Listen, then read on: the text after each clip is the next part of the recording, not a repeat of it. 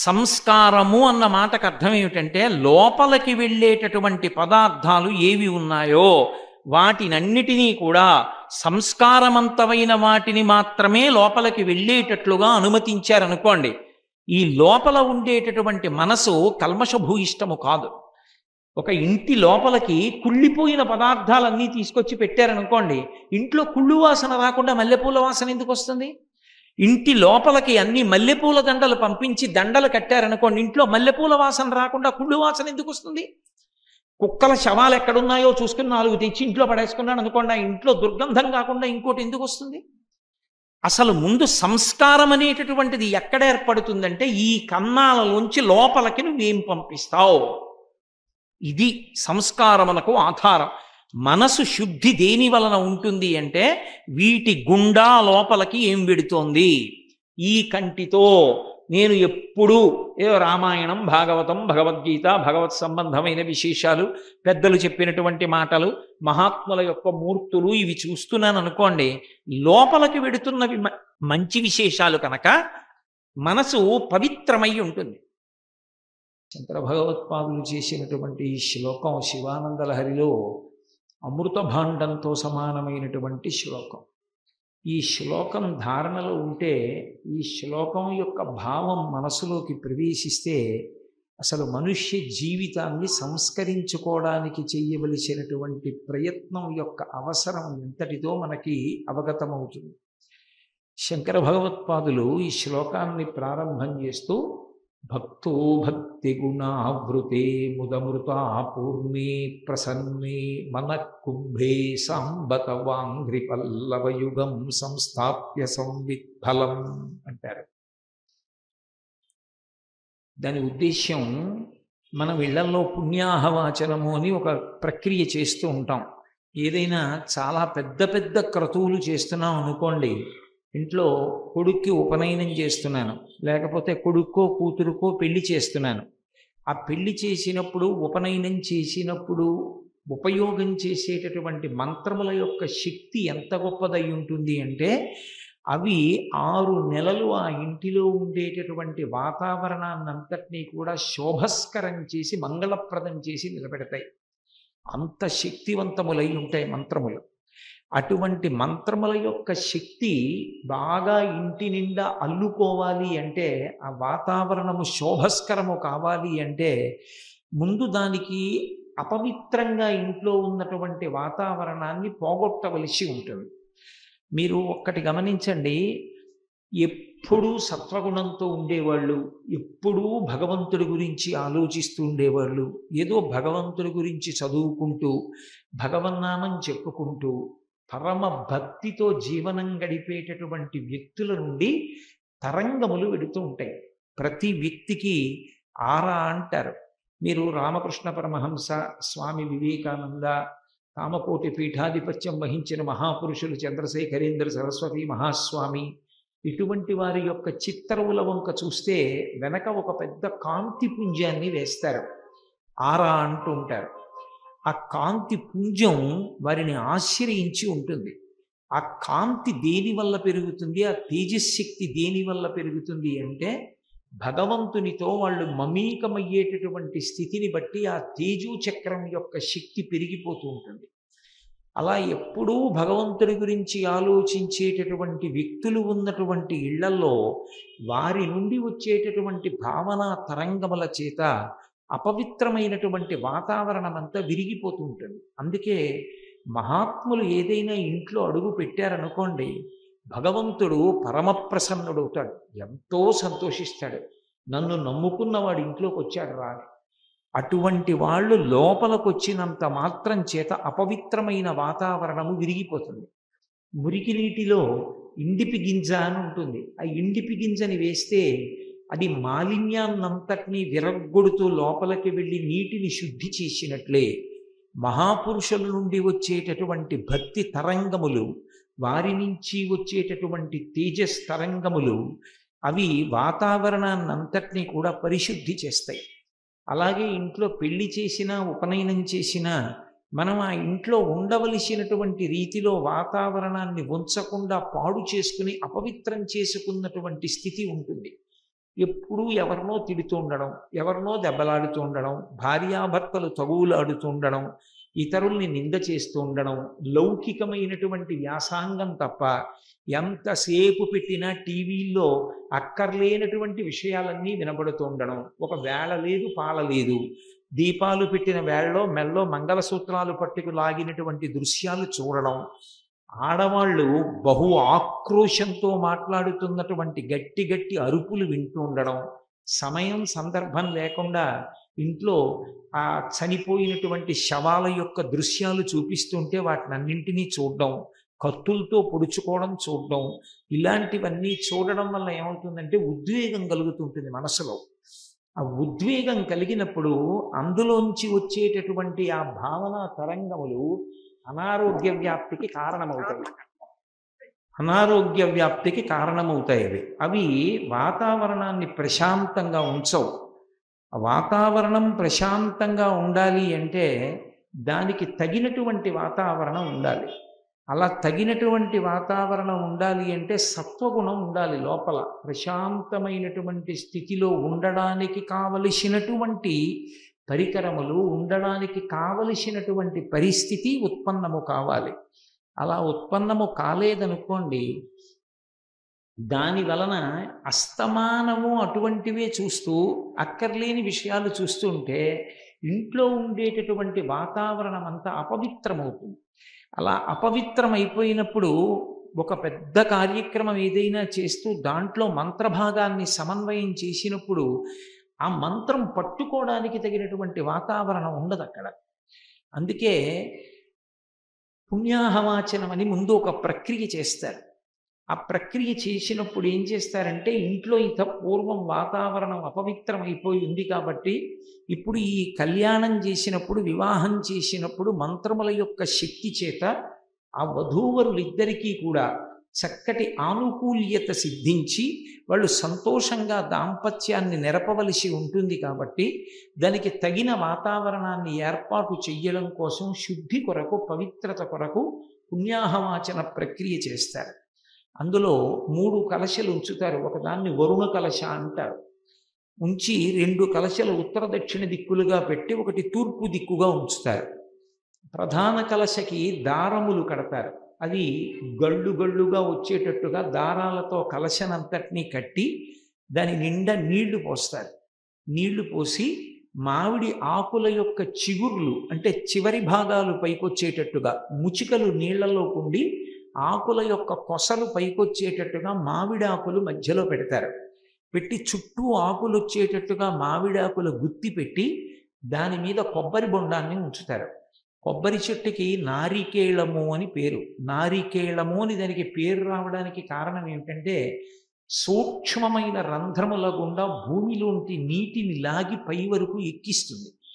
2, తన చెట్టుకి కాసినటువంటి పువ్వు కానీ కాయ కానీ పెద్ద పెద్ద గెలల రూపంలో ఉండేటట్టుగా ఉంటుంది.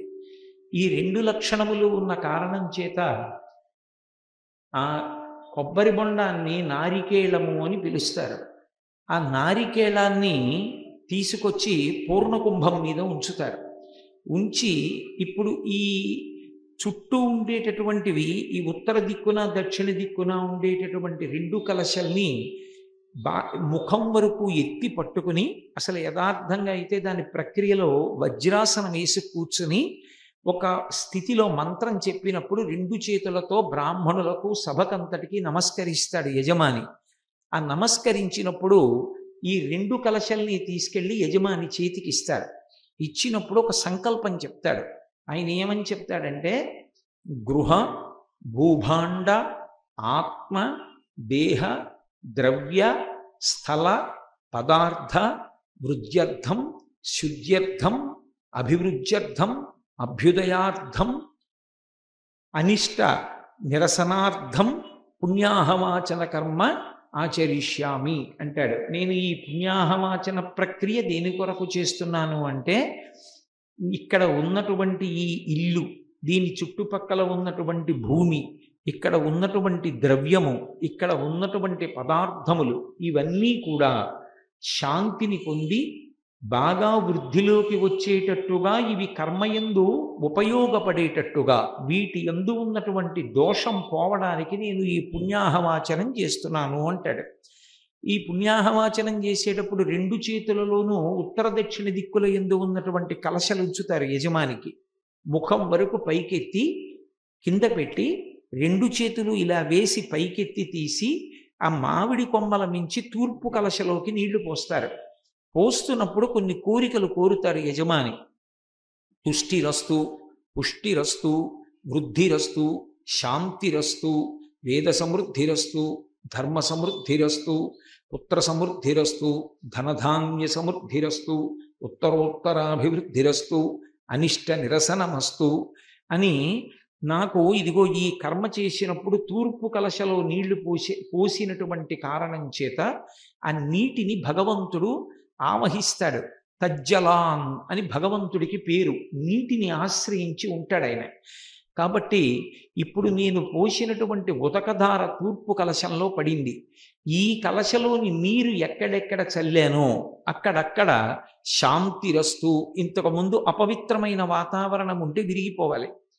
తుష్టిరస్తు, పుష్టిరస్తు, శాంతిరస్తు, ధనధాన్య సమృద్ధిరస్తు, పుత్ర సమృద్ధిరస్తు, ఇంట్లో చక్కగా కొడుకులు పుట్టాలి, ధనధాన్యములు చేకూరాలి, ఉత్తరోత్తర అభివృద్ధి చెందాలి, వేదము నిలబడాలి, వేదము చెప్పినటువంటి క్రియ నేను ఆచరించగలిగినటువంటి వాణ్ణై ఉండాలి, శాంతి కలగాలి, అరిష్టములు అంటే జరగకూడనివి ఏ ఉన్నాయో అటువంటివి జరగకుండా ఉండుగాక అని ఇప్పుడు ఆ తూర్పు కలశలో పోసినటువంటి నీటిని మామిడి మండతో తీసి ఇంటి నిండా చల్లుకుంటారు.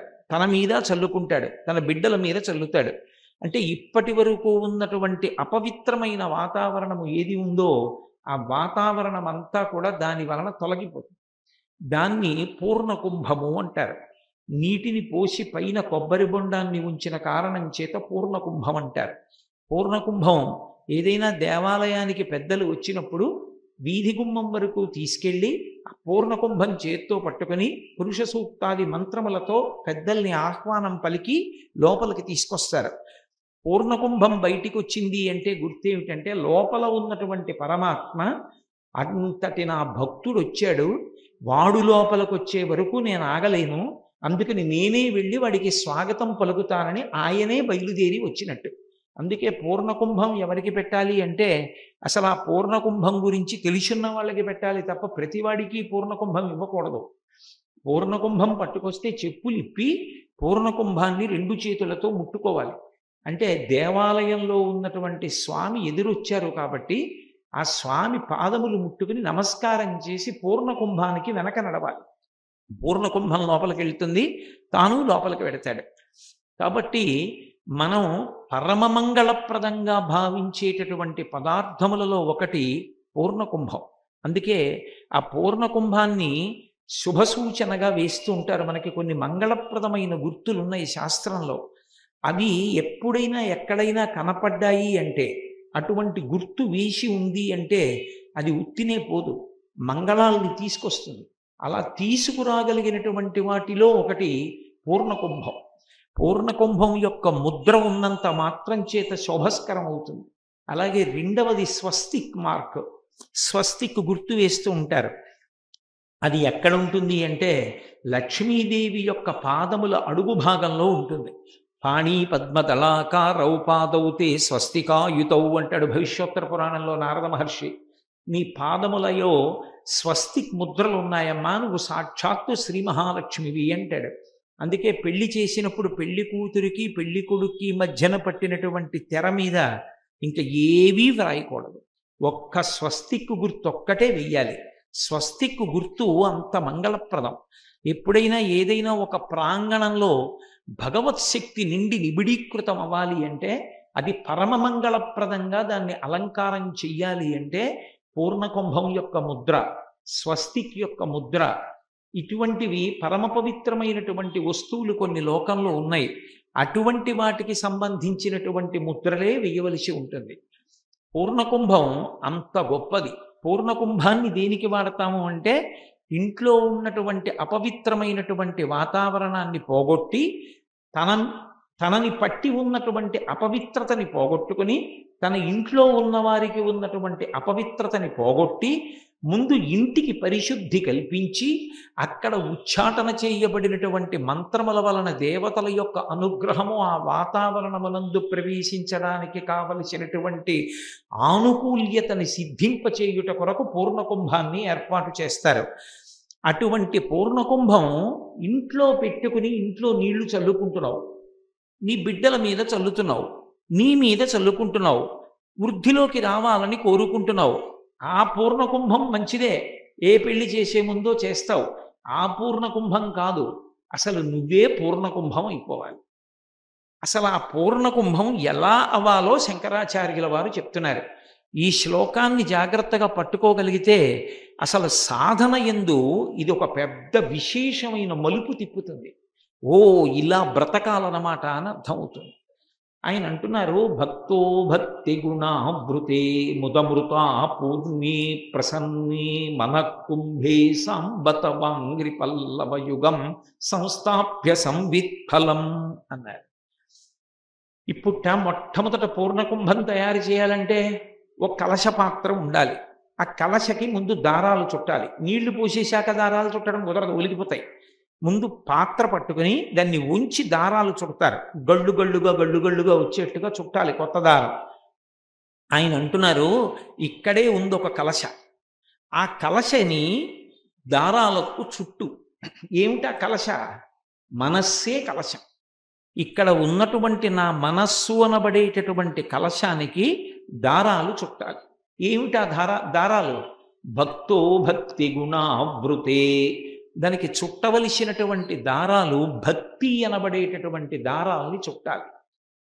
భక్తి అన్న మాటకు అర్థం, చాలామంది ఏమనుకుంటారంటే భక్తి అంటే పొద్దున్న లేచి దీపం పెట్టడం, ఏదో కాసిన తులసి దళాలో మారేడు దళాలో పువ్వులో తీసుకొచ్చి భగవంతునికి సమర్పించడం, నీరాజన మంత్ర పుష్పాలు చెప్పడం, ఇదంతా భక్తి అనుకుంటారు. నేను తప్పని కానీ అలా చెయ్యవద్దని కానీ నేను సిద్ధాంతీకరించట్లేదు.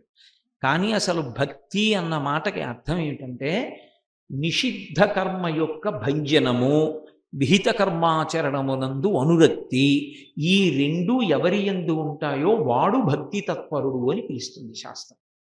తప్ప పూజామందిరంలో నేను 4 గంటలు కూర్చుంటానండి అంటే ఆ ఒక్క కారణానికి భక్తుడు అని చెప్పడం సాధ్యం కాదు. ఎందుచేతంటే రావణాసురుడు కూడా చాలా పెద్ద పూజ చేస్తాడు. నియుజ్యమానాస్సు గజాస్సు హస్తా సఖేశ్చరాత్పల్లపత్రహస్తా బభూవ దేవీ చ కృతాసు హస్తా లక్ష్మీస్తథా పద్మిని పద్మహస్తా అన్నారు వాల్మీకి మహర్షి. లక్ష్మీదేవిని 2 ఏనుగులు బంగారు పాత్రలతో పద్మ కింజిల్కములు వర్షం చేసి అభిషేకం చేస్తున్నట్లుగా ఉన్నటువంటి మూర్తికి పుష్పక విమానంలో పూజ చేస్తాడు. అంత పూజ చేస్తాడు లక్ష్మీదేవికి. ఎక్కడుంటుంది లక్ష్మి? ఆ విగ్రహంలో కాదు. గృహలక్ష్మి గృహే గృహే. ఎక్కడుంటుంది లక్ష్మీదేవి అంటే ఇదిగో వీళ్ళందరూ లక్ష్మీదేవి యొక్క ముఖాలే. నా భార్య ముఖం కూడా లక్ష్మీ స్వరూపమే. అందరూ సువాసినుల యొక్క ముఖములు లక్ష్మీ రూపములే. కాబట్టి లక్ష్మీదేవిని ఎక్కడ చూడాలి? నేను నా ఇంటి తలుపు తీసి బయటికి వస్తే అలా మేడ మీద నిలబడితే ఎదురుగుండా విడుతున్నటువంటి సువాసినులు ఎవరు కనపడతారో వాళ్ళందరూ లక్ష్మీ స్వరూపాలే. నేను వాళ్ళ పాదాల వంక చూసి మనసులో ఒక్క నమస్కారం చేశాననుకోండి, ఆ నమస్కారాలు లక్ష్మీదేవికి అందుతాయి. అంతేకాని పూజామందిరంలో కూర్చుని పూజ చేసి బయటికి వచ్చి కనపడినటువంటి ప్రతి ఇల్లాల్లో ఆడతనం చూసి వికిలి బుద్ధితో ప్రవర్తించాను అనుకోండి, అప్పుడు ఆ లక్ష్మీ పూజ ఎందుకు పనికొస్తుంది? పనికిరాదది. భక్తో భక్తి గుణావృతే అన్న మాటకు అర్థం ఏమిటంటే నువ్వు ఎంత పూజ చేశావు అన్నదాన్ని బట్టి భక్తుడని పిలవరు. పూజ చేయవలసిందే, మంచిదే, తప్పకుండా చెయ్యాలి. కానీ ఎందుకు చేస్తాడు పూజ అంటే ముందు 2 కారణములు ఉంటాయి. ఆ 2 కారణములు తెలిసి ఉండాలి. మొట్టమొదటిది నిషిద్ధ కర్మ భంజనము ఎవడు చేస్తాడో వాడు భక్తి తత్పరుడు. నేను మీకు బాగా అర్థమయ్యేటట్టు చెప్పాలి అంటే నాకు 2 కొడుకులు ఉన్నారనుకోండి, నేను వాళ్ళిద్దరినీ పిలిచి, ఒరే నాయనా ఎప్పుడు లంచం పుచ్చుకోకు, వద్దు, భగవంతుడు నీకు ఎంత ఇచ్చాడో ఆ జీతంతో తృప్తిగా జీవనం చెయ్యి అని చెప్పాను అనుకోండి. ఒకడు లంచాలు గుచ్చుకొని పెద్ద గండబేరుండ వంచున్న పంచి ఒకటి తీసుకొచ్చి నాకు పెట్టాడు అనుకోండి. ఇంకొకడు పరమ పవిత్రంగా భగవంతుడిచ్చిన దాంతో కష్టపడి ఉద్యోగం చేసి సంపాదించిన దానితో తృప్తిగా జీవనం చేస్తున్నాడు. వాడు ఓ 2 వేళ్ల వెడల్పున్నటువంటి అంచున్న పంచె పట్టుకొచ్చి పెట్టాడు. నేను ప్రీతితో ఏ కొడుకు ఇచ్చిన పంచె పుచ్చుకుంటాను? ఇద్దరు కొడుకులే, ఇద్దరు కొడుకుల మీద ప్రేమ ఉంటుంది, అందులో ఇంకా అనుమానం ఏం లేదు. కానీ ఏ కొడుకును చూస్తేనే సంతోషిస్తాను. నేను ఇటువంటి పని చెయ్యవద్దు అని ఏ కొడుకులతో చెప్పినప్పుడు ఏ కొడుకు దాన్ని పాటించాడో వాడి మీద నాకు ఎక్కువ ప్రీతి ఉంటుంది. వద్దు అన్న పని చెయ్యకుండా ఉన్నవాడెవడున్నాడో వాడంటే నాకు ఎక్కువ ఇష్టం కాదు. మిగిలినవన్నీ చేసినా వద్దన్న పనులే వాడు చేస్తుంటాడు అనుకోండి. వాడు ఎంత డబ్బు తేనివ్వండి, ఎంత నా కాళ్ళు పట్టనివ్వండి, నాకు వాడి పట్ల విముఖతగా ఉంటుందా ఉండదా? ఏమిటో వీడు ఇలా జీవిస్తూ ఉంటాడు, వీడు చెప్పిన మాట విండు, అన్ని ప్రమాదకరమైన పనులన్నీ చేస్తుంటాడు. ఓ పొద్దున్నలే వాడు స్నానం చేయడు, ఓ భగవంతుడి దగ్గర ఓ నమస్కారం పెట్టడు, ఓ పెద్దలు చూస్తే గౌరవించడు, ఓ వినయం లేదు. ఏమిటో ఎంత డబ్బు సంపాదిస్తే ఎవడకి కావాలి? నాన్నగారండి నాన్నగారండి అని నా దగ్గరికి వస్తే ఏం కావాలి? ఎందుకది? వాడికి జీవనం లేదు, సరైన విధానం లేదు వాడికి అని నేను బాధపడతానా పడినా? అలాగే నిషిద్ధ కర్మ భంజనము అంటే భగవంతుడు ఇటువంటివి నువ్వు చెయ్యవద్దు అని వేదంలో చెప్పాడు. నువ్వు చెయ్యవద్దు అన్న పనిని చెయ్యడం మానకుండా చేసినంత కాలం భక్తితో ఉన్నానని చెప్పడం సాధ్యం కాదు. దాని వలన నీకు ఎంత ప్రయోజనం కలగని, ఈశ్వరుడే కావాలి అని నిజంగా నీకు త్రికరణ శుద్ధిగా ఉంటే వాటిని వదిలిపెట్టడం కష్టం కాదు. అక్కడ ఏదో లోపం ఉంటే ఎన్ని కారణాలైనా చెప్పి వాటిని పట్టుకోవడానికి ఇబ్బంది ఉండదు. నిషిద్ధ కర్మని భంజించడం అంటే వద్దన్న పని. ఈశ్వరుడు వద్దు అని ఎక్కడ చెప్పాడు? వేదంలో చెప్పాడు. వేదంలో ఈశ్వరుడు ఇటువంటి పనులు చెయ్యవద్దు, తెల్లవారుజామున నిద్రపోకు, ప్రదోష వేళలో నిద్రపోకు, తల్లిదండ్రుల్ని గౌరవించు, పెద్దలు కనపడితే వినయంతో నమస్కారం చెయ్యి, అహంకారంతో ప్రవర్తించకు, అక్రమమైనటువంటి ధనార్జన చెయ్యవద్దు, ఇవన్నీ చెప్పాడు పరమాత్మ. చెప్తే ఇందులో ఆయన చెప్పినటువంటిది ఒక్కటీ ఆచరించకుండా మన ఇష్టం వచ్చినట్లుగా మనం జీవనం చేస్తున్నాం అనుకోండి, అప్పుడు భగవంతుని యొక్క ప్రీతికి ఎలా కారణం అవుతావు? ఆయన వద్దన్న రీతిలో ప్రవర్తించి ఎంత తీసుకొచ్చి నువ్వు పూజ చేస్తే ఆయన సంతోషిస్తాడు? ఆయన చాలా బాధపడతాడు. ఏం ఉపయోగం రా? గభీరే కాసారే విశతి విజనే ఘోర విపినే విశాలే శైలే చ భ్రమతి కుసుమార్ధంజనమతి సమర్ప్యై చేతః సరసిజముమానాద భవతే సుఖేనావస్థాతుం జనైహ నజానాతి కిమహో అంటాడు. శంకర భగవత్పాదులు శివానంద లహరి చేస్తూ అంటారు, ఎందుకు నిన్నెవరు తెమ్మన్నారు రొట్టంతా? అవన్నీ అక్కర్లేదు, ఆయన చెప్పినట్లు బ్రతకడం నేర్చుకో. నిషిద్ధ కర్మను భంజించుట, విహిత కర్మను ఆచరించుట. ఈశ్వరుడు ఏది చేయమన్నాడో అది చెయ్యి. తెల్లవారుజామున లే, స్నానం చెయ్యి, పెద్దలు కనపడితే వినయంతో నమస్కారం చెయ్యి. ఆయన ఏమి చెయ్యమని చెప్పాడో అవి చెయ్యడంలో లోపం చేయకు. ఆయన ఏవి చెయ్యొద్దని చెప్పాడో అవి చెయ్యకుండా ఉండడం నేర్చుకో. ఈ రెండూ నేర్చుకుంటే ఈశ్వరుడు కాపాడతాడు. దానికి భక్తి అని పేరు. అందుకే మీకు ఈ భక్తి ఏర్పడడానికి మొట్టమొదట ఉండవలసినటువంటి లక్షణం ఏమిటో తెలుసా? అసలు వాడు ఉన్నాడన్న నమ్మకం ఒకటి ఉండాలి. ఆ నమ్మకం ఎలా ఉంటుందంటే ఉండి ఉండకుండా ఉంటుంది. చాలా చోట్ల ఎలా ఉంటుందంటే అది ఖచ్చితంగా ఉంది అని చెప్పడం కష్టం. ఉంది అని చెప్పలేరు, లేదు అని చెప్పలేరు. రెండిటికి మధ్యలో సతమతం అవుతూ ఉంటాడు. ఉన్నాడంటాడు, పూజామందిరంలో పూజలు చేస్తాడు. ఉన్నాడంటాడు, చెయ్యకూడని పనులన్నీ చేస్తూ ఉంటాడు. మరి ఉన్నాడన్నది నిజమైతే వద్దన్నం ఎందుకు చేస్తావు? ఉన్నాడన్నది నమ్ముతున్నావు అను, పూర్తిగా నమ్ముదా ఉంటే మరి పూజలు చేస్తున్నావు. ఉన్నాడని నమ్ముతున్నావా? ఉన్నాడని నమ్మినా నీ అంత నువ్వు నీ ఇష్టం వచ్చినట్లు ప్రవర్తిస్తున్నావా? ఇది నిర్ధారణ కావాలి అంటే అసలు వాడు ఉన్నాడు అన్న విషయంలో పరిపూర్ణమైన విశ్వాసం ఏర్పడాలి. వాడు ఉన్నాడన్న విషయంలో పరిపూర్ణమైన విశ్వాసం ఎందుకు ఏర్పడుతుంది? ఇప్పుడు మా అమ్మగారి పట్ల నేను భక్తితో ఉండాలి, మా అమ్మగారు నా ఎదురుగుండా కనపడుతున్నారు, ఆవిడ చేసిన ఉపకారాలు నాకు తెలుసు, భక్తితో ఉంటాను. మా నాన్నగారి మీద గౌరవంతో ఉండాలి, మా నాన్నగారు ఎదురుగుండా కనపడతారు, అందుకని నేను గౌరవంతో ఉంటాను. మా అన్న పట్ల గౌరవంతో ఉంటాను. మా గురువు గారి పేరు చెప్తే నేల మీద పడిపోతాను, ఎందుకంటే వాళ్ళు చేసిన ఉపకారాలు తెలుసు. భగవంతుడి పట్ల భక్తితో ఉండు. ఎందుకు ఉండాలి అసలు? ఆయన ఏడు ఎక్కడ చూసావు నువ్వు? ఆయన ఉన్నాడని నమ్మకం ఎలా? ఆయన ఉన్నాడని నమ్మగలిగితే అప్పుడు వాడు చెప్పినట్టు వింటాం మనం. వాడు ఉన్నాడన్న నమ్మకం దేనివల్ల కలగాలి? కలిగితే భక్తి అంటారు. అప్పుడు కదా వద్దన్న పని చేయడం. ఏమండి, ఇక్కడ ఎవరూ చూసేవాళ్ళు లేరు కదా అని చెప్పి ఫోన్లో నా ఇష్టం వచ్చినంతసేపు మాట్లాడతాను. ఎవరికి తెలుస్తుందండి ఎంతసేపు మాట్లాడానో? బిల్లు ఎవరేస్తారంటే ఎదురుగుండా ఉండక్కర్లేదు. నువ్వు ఫోను మాట్లాడుతున్నప్పుడు ఎవరితో మాట్లాడావో, ఎంతసేపు మాట్లాడావో కనిపెట్టగలిగినటువంటి కంప్యూటర్లు ఉన్నాయి అక్కడ. అవి కనిపెట్టి బిల్లు పంపించేస్తాయా? పంపించవా? అలాగే భగవంతుడు కూడా నీ పక్కన శంఖచక్రాలు గదాపద్మం పట్టుకుని లేకపోతే త్రిశూలం పట్టుకుని నీ పక్కన నించోక్కర్లేదు. ఆయన చూస్తూ ఉంటాడు. ఉన్నాడని నమ్మకం ఎలా? అక్కడంటే టెలిఫోన్ బిల్లు వచ్చింది, ఇక్కడంటే ఎలా నమ్మకం? అంటే నమ్మడానికి మనకి లోకంలో ఒక ఆధారాన్ని బట్టి నమ్ముతాం. ఏమిటి ఆధారం? వస్తువు కనబడితే యజమాను ఉన్నాడని గుర్తు. నాకు ఇక్కడ ఓ కడియం దొరికింది అనుకోండి, ఇక్కడ ఒక కడియం దొరికింది అంటే కడియం పెట్టుకున్న వ్యక్తి ఎవరో ఉన్నారు, ఆ కడియం జారి పడిపోయింది. కాబట్టి కడియం దొరికింది అంటే కడియం యొక్క యజమాని ఉన్నాడా లేదా? ఉన్నాడు. నేను అలా వెళ్ళిపోతుంటే పెద్దాపురంలో ఓ పెద్ద భవంతి కనపడింది అనుకోండి, బయట ఎవ్వరు మనుష్యులు లేరు, లోపలికి వెళ్ళే అవకాశం లేదు, పెద్ద పెద్ద గోడలు. అబ్బా ఎంత గొప్పగా ఉందండి, ఇది ఎవరిదండి ఇది అని అడుగుతాను. అంతేగాని గాలిలోంచి ఊడిపడి అలా ఉంది, అది ఎవరిది కాదండి, అది ఎవరికి చెందుతుంది, ఎవరికి చెందదంటానా? ఇది ఎవరిదండి అంటాను. ఓ భవనం కనపడింది అంటే భవనాన్ని కట్టినవాడు ఒకడు ఉన్నాడు అని గుర్తు. ఓ కంకణం దొరికింది అంటే ఆ కంకణానికి యజమాని ఎవరో ఉన్నాడు అని గుర్తు. ఇప్పుడు ఇక్కడ ఉపన్యాసం నేను చెప్తున్నాను అంటే ఈ ఉపన్యాసం చెప్పడానికి కావలసినటువంటి ఏర్పాట్లన్నీ చేసిన వాళ్ళు ఎవరో ఉన్నారు. వాళ్ళు నాలా వేదిక మీద కనపడకపోవచ్చు, కానీ వాళ్ళు చాలా శ్రమ పడి ఉండడం చేత నేను చెప్తున్నాను, మీరు వింటున్నారు.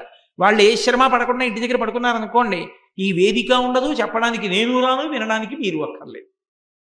వాళ్ళు కనపడరు, కానీ వాళ్ళు ఉన్నారు వెనక. అలా భగవంతుడు ఉన్నాడని గుర్తేమిటో తెలుసా? మా ఇంట్లో ఓ బంతిపూల మొక్క వేశాను అనుకోండి, బంతిపూల మొక్కకి ఒక చిన్న మొగ్గ పుడుతుంది, ఈ మొగ్గలోనే పువ్వు ఉంటుంది అని నేను దాన్ని విప్పేశాను అనుకోండి, పసరిక కంపు కొడుతుంది, అందులో పువ్వు ఉండదు. అది ఒక 15 రోజులు అయిందనుకోండి, బాగా పొటమరించి మొగ్గ మెల్లిగా విచ్చుకుంటుంది. విచ్చుకున్నప్పుడు మధ్యలో చిన్న దుద్దు ఉంటుంది, దాని చుట్టూ ఇంతంత పువ్వురీకులు ఏ జిగురు పెట్టి ఆయన అంటించాడు. ఎంత అందంగా పేరుస్తాడంటే పువ్వు అంత రేకులు అంత అందంగా పేరుస్తాడు. పేర్చి అందులోంచి ఒక గొప్ప సువాసన గుబాళించేటట్టుగా చేస్తాడు. పోనీ ఏ సెంట్ అన్నా దాని మీద చల్లాడా? ఏ పరిమళ ద్రవ్యాలు చల్లడు. చల్లకుండా ఒక్కొక్క పువ్వులోంచి ఒక్కొక్క సువాసన వచ్చేటట్టు చేశాడు. నిన్నటి మొగ్గ, ఇవాళ పువ్వు, ఇవాళ పువ్వులోంచి పరిమళం, ఇవాల్టి పువ్వు రేపటి పిండే, పిండే కాయ, కాయ పండు. ఎవరు చేస్తున్నారు? వసంతకాలం వచ్చేటప్పటికి కోయిల్ని పాడమని ఎవరు చెప్తున్నారు? వసంతకాలం దాటి గ్రీష్మ ఋతువు వస్తే ఇంకా మళ్ళీ వసంతం వరకు పాడొద్దని కోయిల్ని ఎవరు శాసిస్తున్నారు? వసంత ఋతువులోనే మామిడి చెట్లు కాయలు కాయాలని ఎవరు వెళ్ళి చెప్తున్నారు? వర్షం పడేటప్పటికి నెమలిని నాట్యం చేయమని ఎవరు చెప్తున్నారు లోకంలో? ఇక్కడ పెద్దాపురంలో పోలీస్ మీట్ అయింది. నా దగ్గరికి ఒక పోలీస్ అధికారి వచ్చారు. వచ్చి నాకు ఆయన భగవంతుడు ఉన్నాడు అనడానికి, గురువుగారు నేను చదువుకున్న చదువు, నేను చేస్తున్న ఉద్యోగమే సాక్ష్యం అన్నాడు. నేను తెల్లబోయి అది ఎలా అన్నాను అంటే ఆయన అన్నాడు, నేను వేలిముద్రల నిపుణుణ్ణి గురువుగారు. అమ్మ కడుపులో ఉండగా 4వ నెలలో వేలిముద్రలు ప్రారంభమవుతాయి. ప్రారంభమైన వేలిముద్రలు 6వ నెల వచ్చిన తరువాత బాగా ముద్రలన్నీ గట్టిగా ఆ వేళ్ల చివర ఏర్పడతాయి. అమ్మ కడుపులో 6వ నెలలో ఏర్పడినటువంటి వేలిముద్రలు మళ్ళీ ఎప్పుడు పోతాయంటే శవమైపోయిన తర్వాత కూడా పోవు. డీకంపోజిషన్ అంటాం. డీకంపోజిషన్ అంటే ఆ శరీరం ఇంకా చివికిపోయి బ్రహ్మాండంలో కలిసిపోవడానికి సిద్ధపడిపోతుంది, ఉబ్బిపోయి పగిలిపోవడానికి. అలా వికారమును చెందిపోయిన తర్వాత అప్పుడు మాత్రమే వేలిముద్రలు మారతాయి. అప్పటి వరకు వేలిముద్రలు మారవు. ఒక్క వేలిముద్ర ఇలా పెడితే ఆ వేలిముద్ర ఎవరిదో తెలిసిపోతుంది. ఒక్క అన్ని వేలిముద్రలు కలిపి 4 రకాలుగానే ఉంటాయి. కానీ ఇన్ని కోట్ల మందిలో ఒకరి వేలికున్నటువంటి ముద్రలా ఇంకొక వేలికున్నటువంటి ముద్ర ఉండదు. ఎవరి వేలిముద్ర వాళ్ళది. ఉండేవి 4 రకాల వేలిముద్రలే. మనం శంఖం చక్రం అంటూ ఉంటాం, అవి 4 రకాలే. కానీ ఇన్ని కోట్ల మందిలో ఒకడు బొటనవేలితో ముద్ర వేస్తే వాడి ముద్రలా ఏ ఒక్కడి వేలి ముద్ర ఉండదు. ఇంత చిన్న వేలు మీద గీతలు గీసినప్పుడు ఇన్ని కోట్ల మంది గీతలలో ఎవరికి గీసిన గీతలా ఇంకోటి గీతలు గీయకుండా గీయగలిగిన మహాశిల్పి ఒకడు ఉన్నాడు. వాడు లేకపోతే ఈ గీతలు ఎక్కడి నుంచి వచ్చాయి?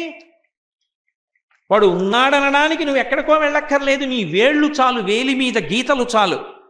నేను ఎన్నో కాగితాల మీద ఎన్నో వ్రాతలు వ్రాశాను, అవన్నీ నీళ్లు పడితే చివికిపోయాయి, తడిసిపోయి అక్షరాలన్నీ కూడా ఇక కనపడకుండా పోయాయి. కానీ పుట్టినప్పటి నుంచి చెయ్యి కడుగుతూనే ఉన్నాను. ఏది ఒక్క గీత కడగబడిందా, పోయిందా? ఏ సాధనంతో ఇంత గొప్పగా గీతలు గీశాడైనా? అంటే గీతలు గీసిన వాడు ఒకడు ఉన్నాడా? వేళ్ల మీద ఇన్ని కోట్ల మంది వేలిముద్రలు ఒకడికి ఉన్నట్టు రెండవ వాడికి లేకుండా సృష్టించిన వాడు ఒకడు ఉన్నాడా? వాడెక్కడున్నాడు అన్న తాపత్రయం లోపల కలిగితే చూడాలని పరిగెడితే వాడు గుళ్ళో కూర్చుని ఉన్నాడు. గులి తిరిగిన దొంగ గూ గూ గూ వాడు గుడిలోనే దాగేనే గూ గూ గూ అన్నారు. ఎందుకంటే గుడికి వెనక ఏమీ ద్వారం ఉండదు. దొంగ అంటే మనకి తెలియకుండా చేసేవాడు. ఇన్ని చేసేటటువంటి పరమాత్మని చూడాలని తాపత్రయపడి పరిగెడితే వాడు దేవాలయంలో దొరికాడు దొంగ. ఎందుకని మనకి తెలియకుండా ఇన్ని చేసేసి గుళ్ళో కూర్చున్నాడు. వాడు అక్కడ మాత్రం ఎందుకు దొరికిపోయాడు? పారిపోవడానికి వెనక గోడకి ద్వారం లేదందుకు ఇక్కడ కనపడ్డాడు. దొంగ అంటే దొంగాడని కాదు. నమ చౌరాయచ శిష్ప్యాయచ భైన్యాయచ నమస్తస్కరాయచ అని రుద్రాధ్యాయం. ఈశ్వరుణ్ణి దొంగ అని పిలిచింది. దొంగ అంటే మనకి తెలియకుండా చేయువాడు. నా గుండె కొట్టుకునేటట్టుగా చేసి ప్రతిరోజు నా దగ్గరికి వచ్చి, ఒరే కోటేశ్వరరావు నీ గుండె కొట్టుకునేటట్టు నేనేరా చేసింది అని ఏమైనా చెప్తున్నాడు ఏంటి? చిన్న ఉపకారం ఎవడైనా చేశాడు అనుకోండి, 1000 మాటలు వచ్చి ఉపకారం, మీకు అప్పుడు ఆ ఉపకారం చేశాను కదండి, ఆ ఉపకారం చేశాను కదండి అంటాడు. ఈశ్వరుడు తిన్న అన్నం జీర్ణం చేస్తున్నాడు. రక్తాన్ని అరికాలు దగ్గర నుంచి మెదడు వరకు ఒకే వేగంతో కదుపుతున్నాడు. ఊపిరిని ఒకే వేగంతో తీయిస్తున్నాడు. గుండె ఒకే వేగంతో కొట్టుకునేటట్టు చేస్తున్నాడు. భగవంతుడు ఉన్నాడు అని నమ్మడానికి ఎక్కడికో వెళ్ళి ఏవో పుస్తకాలు తెరవక్కర్లేదు. ప్రహ్లాదుడు అంటాడు భాగవతంలో, పానీయంబులు త్రాగుచున్ పొడుచుచున్ భాషించుచున్ హాసలీలా నిద్రాదులు చేయుచున్ తిరుగుచున్ లక్షించుచున్ సంతత శ్రీనారాయణ పాద పద్మజుగళీ చింతామృతాస్వాద సంధానుండై మరచంచురాలిసుతుడే తద్విశ్వమున్ భూవరా అన్నాడు. భగవంతుడు ఎక్కడ లేడు కనుక, భగవంతుడు ఉన్నాడని కొత్తగా నమ్మడానికి, ఆయన ఉన్నాడనడానికే సమస్తమైన ఆధారములు ఉన్నాయి. మీకు నేను ఒక్క ఉదాహరణ చెప్తా. ఒక చోట ఒక కవి రాసిన మాట చదివి నేను తెల్లబోయాను. ఆయన అన్నాడు, ఎక్కడైనా 2 కన్నాలు ఉన్నాయనుకోండి, నీళ్లు పోస్తే ఆ కన్నాల్లోంచి నీళ్లు లోపలికి వెళ్ళిపోతాయి. భూమిలో 2 కన్నాలు ఉన్నాయనుకోండి, చెంబుతో నీళ్లు పోసాననుకోండి, ఆ కన్నంలోకి నీళ్లు ఎడతాయి. ఇక్కడ 2 కన్నాలు ఉన్నాయి. ఈ 2 కన్నాల్లోంచే గాలి లోపలికి వెళ్ళాలి. గాలి వెళ్ళాలి అంటే గాలి వెడుతున్న మార్గంలో నీరు వెళ్ళింది అనుకోండి, పొలమారుతుంది, దగ్గొచ్చేస్తుంది. నీరు గాలి 2 ఆ కన్నంలోకి వెళ్ళవు. పైగా నీళ్లు ఎక్కువ వెళ్ళాయి అనుకోండి, ఇబ్బంది వచ్చి పడిశం పట్టేస్తుంది. భగవంతుడు ఇక్కడ 2 కన్నాలు పెట్టి ఊపిరి తీసుకోమని వదిలేయలేదు. అరే పాపం వీడిని ఇలా వదిలేస్తే రోజు తలస్నానం చెయ్యాలన్నాను పురుషుడు, వాడు తలస్నానం చేసినప్పుడు ఆ నీళ్ళన్నీ ఈ కన్నాల్లోకి పోతే వాడు ఇబ్బంది పడిపోడు. అందుకని దీని మీద ముక్కు అని ఓ చిన్న ఎముక పెట్టి చక్కగా మాంసంతో ఓ కుహరం కట్టి దానికి 2 కన్నాలు పెట్టి దాని లోపల శరీరంలోకి వెళ్ళే కన్నాలు దాచి గాలి ఒకటే వెళ్ళేటట్టు తలమించి నీళ్లు పోసుకున్నప్పుడు అది ఇలా జారిపోయి ఆ కన్నాల్లోకి నీళ్లు వెళ్లకుండా అంత జాగ్రత్తగా ఉంచి, వీడు ఊపిరి పీల్చినప్పుడు దుమ్ము వెళ్ళిపోతుందేమోనని ఆ దుమ్ముని ఆపడానికి లోపల మళ్ళీ వెంట్రుకలు సృష్టించి ఆ దుమ్ముని ఆపడానికి ఏర్పాటు చేసి లోపల తడిగా ఉండేటట్టుగా ఉంచి, లోపలికి వెడుతున్న దుమ్ము తడికి అంటుకుని అక్కడే ఆగిపోయేటట్టు, ఊపిరితిత్తుల దగ్గరికి వెళ్లకుండా ఉండేటట్టు, పొద్దున్నే అది అట్ట కడితే తీసేసుకుని కడుక్కునేటట్టు, అది వేలుతో తీసేసినా సరే నిప్పి లేకుండా ఉండేటట్టు అంత అద్భుతమైన ప్రక్రియ చేశాడు. పోనీ అదేదో అసహ్యంగా పెట్టాడా? ఒక్క ముక్కు తయారు చేయడానికి ఒకడి ముక్కులా ఇంకోడి ముక్కు ఉండదు. ఆ ముక్కు మీద కవిత్వం చెప్పి నంది తిమ్మనగారు ముక్కు తిమ్మనగారు అయ్యారు కదా. అద్భుతంగా ఒక్కొక్కరి ముక్కు ఒక్కొక్క ముక్కు, ఒకటిది గరుడ ముక్కు, ఒకటిది సొట్ట ముక్కు, ఒకటిది సోది ముక్కు, సరే రకరకాల ముక్కులు. కాబట్టి ఈశ్వరుడు యొక్క నిర్మాణ ప్రక్రియలో కేవలం నిర్మించడం కాదు, దయ ఉంటుంది. అరే వీడు జాగ్రత్తగా ఉండాలని అంత దయతో ముక్కు ఏర్పాటు చేశాడు. ఏవి అత్యంత అవసరములో వాటిని రెండు రెండు పెట్టాడు. గభాల్లో ఒకటి పాడైన రెండో దాంతో వీడు బతుకుతాడని. కన్నులు చాలా అవసరం, రెండిచ్చాడు. ఏ కారణానికైనా ఓ కంటికి ఇబ్బంది వస్తే రెండో కంటితో చూస్తూ బ్రతుకుతాడు. అప్పుడు రెండో కన్ను పుంజుకుంటుంది. ఈలోగా ఎన్నో విషయాలు లోకంలో విని మారాలి, వినాలి. కాబట్టి రెండు చెవులు ఇచ్చాడు. ఏది అక్కర్లేదో, ఏది అతిగా ఉపయోగించకూడదో అదొక్కటే ఇచ్చాడు. నోరు, ఒక్క నోరు ఉంటేనే అక్కర్లేనివన్నీ తినేసి అక్కర్లేనివన్నీ మాట్లాడి ఇన్ని గొడవలు చేస్తున్నాడు. రెండు నోళ్ళు ఎందుకని ఒక్క నోరే పెట్టాడు. ఈశ్వరుని యొక్క నిర్మాణ ప్రక్రియ యందు కేవలము ఆ నిర్మాణ శక్తి కాదు, అందులో అపూర్వమైనటువంటి దయ కూడా ఉంది. భగవంతుని యొక్క ఉనికి, వాడు ఉన్నాడు అని నమ్మడానికి ఇంతకన్నా సాక్ష్యాలు నీకేం కావాలి? ముందు వాడు ఉన్నాడన్న నమ్మకం ఒకటి ఉంటే వాడు చెప్పినది చేయుట అన్నది ఉంటుంది.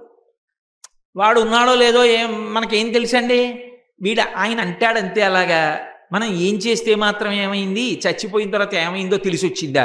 ఇక్కడ ఉండగా సుఖపడితే సరిపోయే అని సుఖపడ్డం మొదలుపెట్టాడు. ఎన్నాళ్ళు పడతావు? మహా అయితే కలియుగంలో 100 ఏళ్ళు. 100 ఏళ్ళు ఎంతలో తిరుగుతాయి? అయిపోయిన తర్వాత పడిపోతుందా శరీరం? జీవుడు వెళ్ళి నిలబడతాడా ఈశ్వరుడు ముందు? అప్పుడు కొన్ని కోట్ల జన్మలు పోరా నువ్వు నీచమైన ఉపాధిలో కంటే, అప్పుడు తెలిసి వస్తుంది మనుష్య ఉపాధి యొక్క గొప్పతనం ఏమిటో. వాడు ఉన్నాడు అని నమ్మడం మొదలుపెట్టాడు అనుకోండి, ఈ లోకంలో ఎవ్వడూ కూడా అమానుషముగా ప్రవర్తించడు. అనాదిగా భారతదేశం శాంతికి నిలయమై పరోపకారం చెయ్యడానికి కారణం ఏమిటి అంటే, ఏదో రకరకాలైన సిద్ధాంతాల వల్ల, ఏదో పక్కవాడికి ఉపకారాలు చేయడం అనేటటువంటిది చేసి తీరాలని చేసినటువంటి ఏవో చట్టాల వల్ల కాదు. దేనివల్ల భారతదేశంలో శాంతి నిలబడింది, దేనివల్ల భారతదేశంలో పక్కవాడికి ఉపకారం చేయడం వచ్చింది అంటే భక్తి అన్న కారణం చేత. ఆ భక్తి అన్నది ఒకటి ఉందనుకోండి, వాడు ఉన్నాడు కాబట్టి వాడు చూస్తాడు. నీ చేయను దొంగతనం, నాకు ఇక్కడే దొరికిన స్వర్ణ కంకణం అది ఎవరిదో ఇచ్చి వెళ్ళిపోతాననుకున్నాడు అనుకోండి, ప్రతివాడు అలా భావన చేశారనుకోండి, నాకు ఈశ్వరుడు ఇచ్చినది తప్ప, నా కష్టార్జితము తప్ప నేను ఎవరిది ఆశించను అన్ననాడు ఇంతమంది పోలీసులు ఎందుకు, ఇన్ని పోలీస్ స్టేషన్లు ఎందుకు, ఇన్ని కోర్టులు ఎందుకు, ఇంతమంది జడ్జీలు ఎందుకు, ఇన్ని సభలు ఎందుకు? అవేమీ అక్కర్లేదు. ఏమీ అక్కర్లేకుండా సమాజము శాంతిగా ఉంటుంది. భక్తి అన్న మాట మూర్ఖత్వము. భక్తి అక్కర్లేదు. భక్తిని పక్కన పెట్టి శాంతిగా బతకండి. ఏ కారణానికి బతుకుతారు? ఎందుకు శాంతిగా ఉంటారు? ఎన్నాళ్ళు మీ పక్కన ఒకటి నిలబడి కర్ర చూపిస్తే శాంతిగా ఉంటుంది సమాజం? భక్తి చేత మాత్రమే శాంతి సాధింపబడుతుంది. అందుకే అసలు వాడు ఉన్నాడన్న నమ్మకం ఉన్ననాడు చెయ్యకూడని పని చెయ్యడు, చెయ్యవలసిన పని మానడు. వాడు ఉన్నాడు, చూస్తున్నాడు, నేను చేయకుండా ఎలా ఉంటాను? ఎవడో చూస్తాడని సంధ్యావందనం కాదు, వాడు చూస్తాడు. వీడు ఇవాళ సంధ్యావందనం చేశాడా చేయలేదా ఆయనకి తెలుసు. అందుకని ఆయన కొరకు సంధ్యావందనం. ఏ పని చేసినా ఆయన చూస్తున్నాడు. ఆయన చూడకపోవడం ఏం లేదు. నా పూజామందిరంలో ఏదో విగ్రహ రూపంలో ఏం కూర్చోలేదు. ఆయన ఎప్పుడూ నన్ను గమనిస్తూనే ఉంటాడు, నేనేం చేస్తున్నానో. అన్నప్పుడు నేను ఎలా తప్పు చేస్తాను చెప్పండి? భయపడతానా? భయపడినా రేపు ఎలా వెళ్ళను పూజామందిరంలోకి? ఏమని నమస్కారం పెట్టను? వాడు అడగడు నిన్న ఏం చేశావు. పెద్ద పట్టుపంచ కట్టుకుని లోపలికి వచ్చేస్తే నమ్ముతాను అనుకుంటున్నావా? నిన్న ఎలా ప్రవర్తించావు నువ్వు అని అడగడు. ఆ నమ్మకం నాకు ఉందనుకోండి, వాడు ఉన్నాడన్న నమ్మకం నాకు ఉంటే నేను తప్పు చేయను. అందుకే శాస్త్రంలో ఒక మాట చెప్పారు, ఎప్పుడైనా పొరపాటున చిన్నవాళ్ళని దెబ్బలాడితే చిన్నవాళ్ళని క్షమించండి అనకూడదు. వాళ్ళ తప్పేం లేదు, దెబ్బలాడేశానని తెలిసింది అనుకోండి, ఏ తప్పు లేకుండా నా కొడుకుని దెబ్బలాడాను అనుకోండి, ఆ తర్వాత వాడు ఏ తప్పు చేయలేదని తెలిసింది అనుకోండి, కొడుకు దగ్గరికి వెళ్ళి సారీ నాన్న, క్షమించు నాన్న అని చేతులు పట్టుకోకూడదు.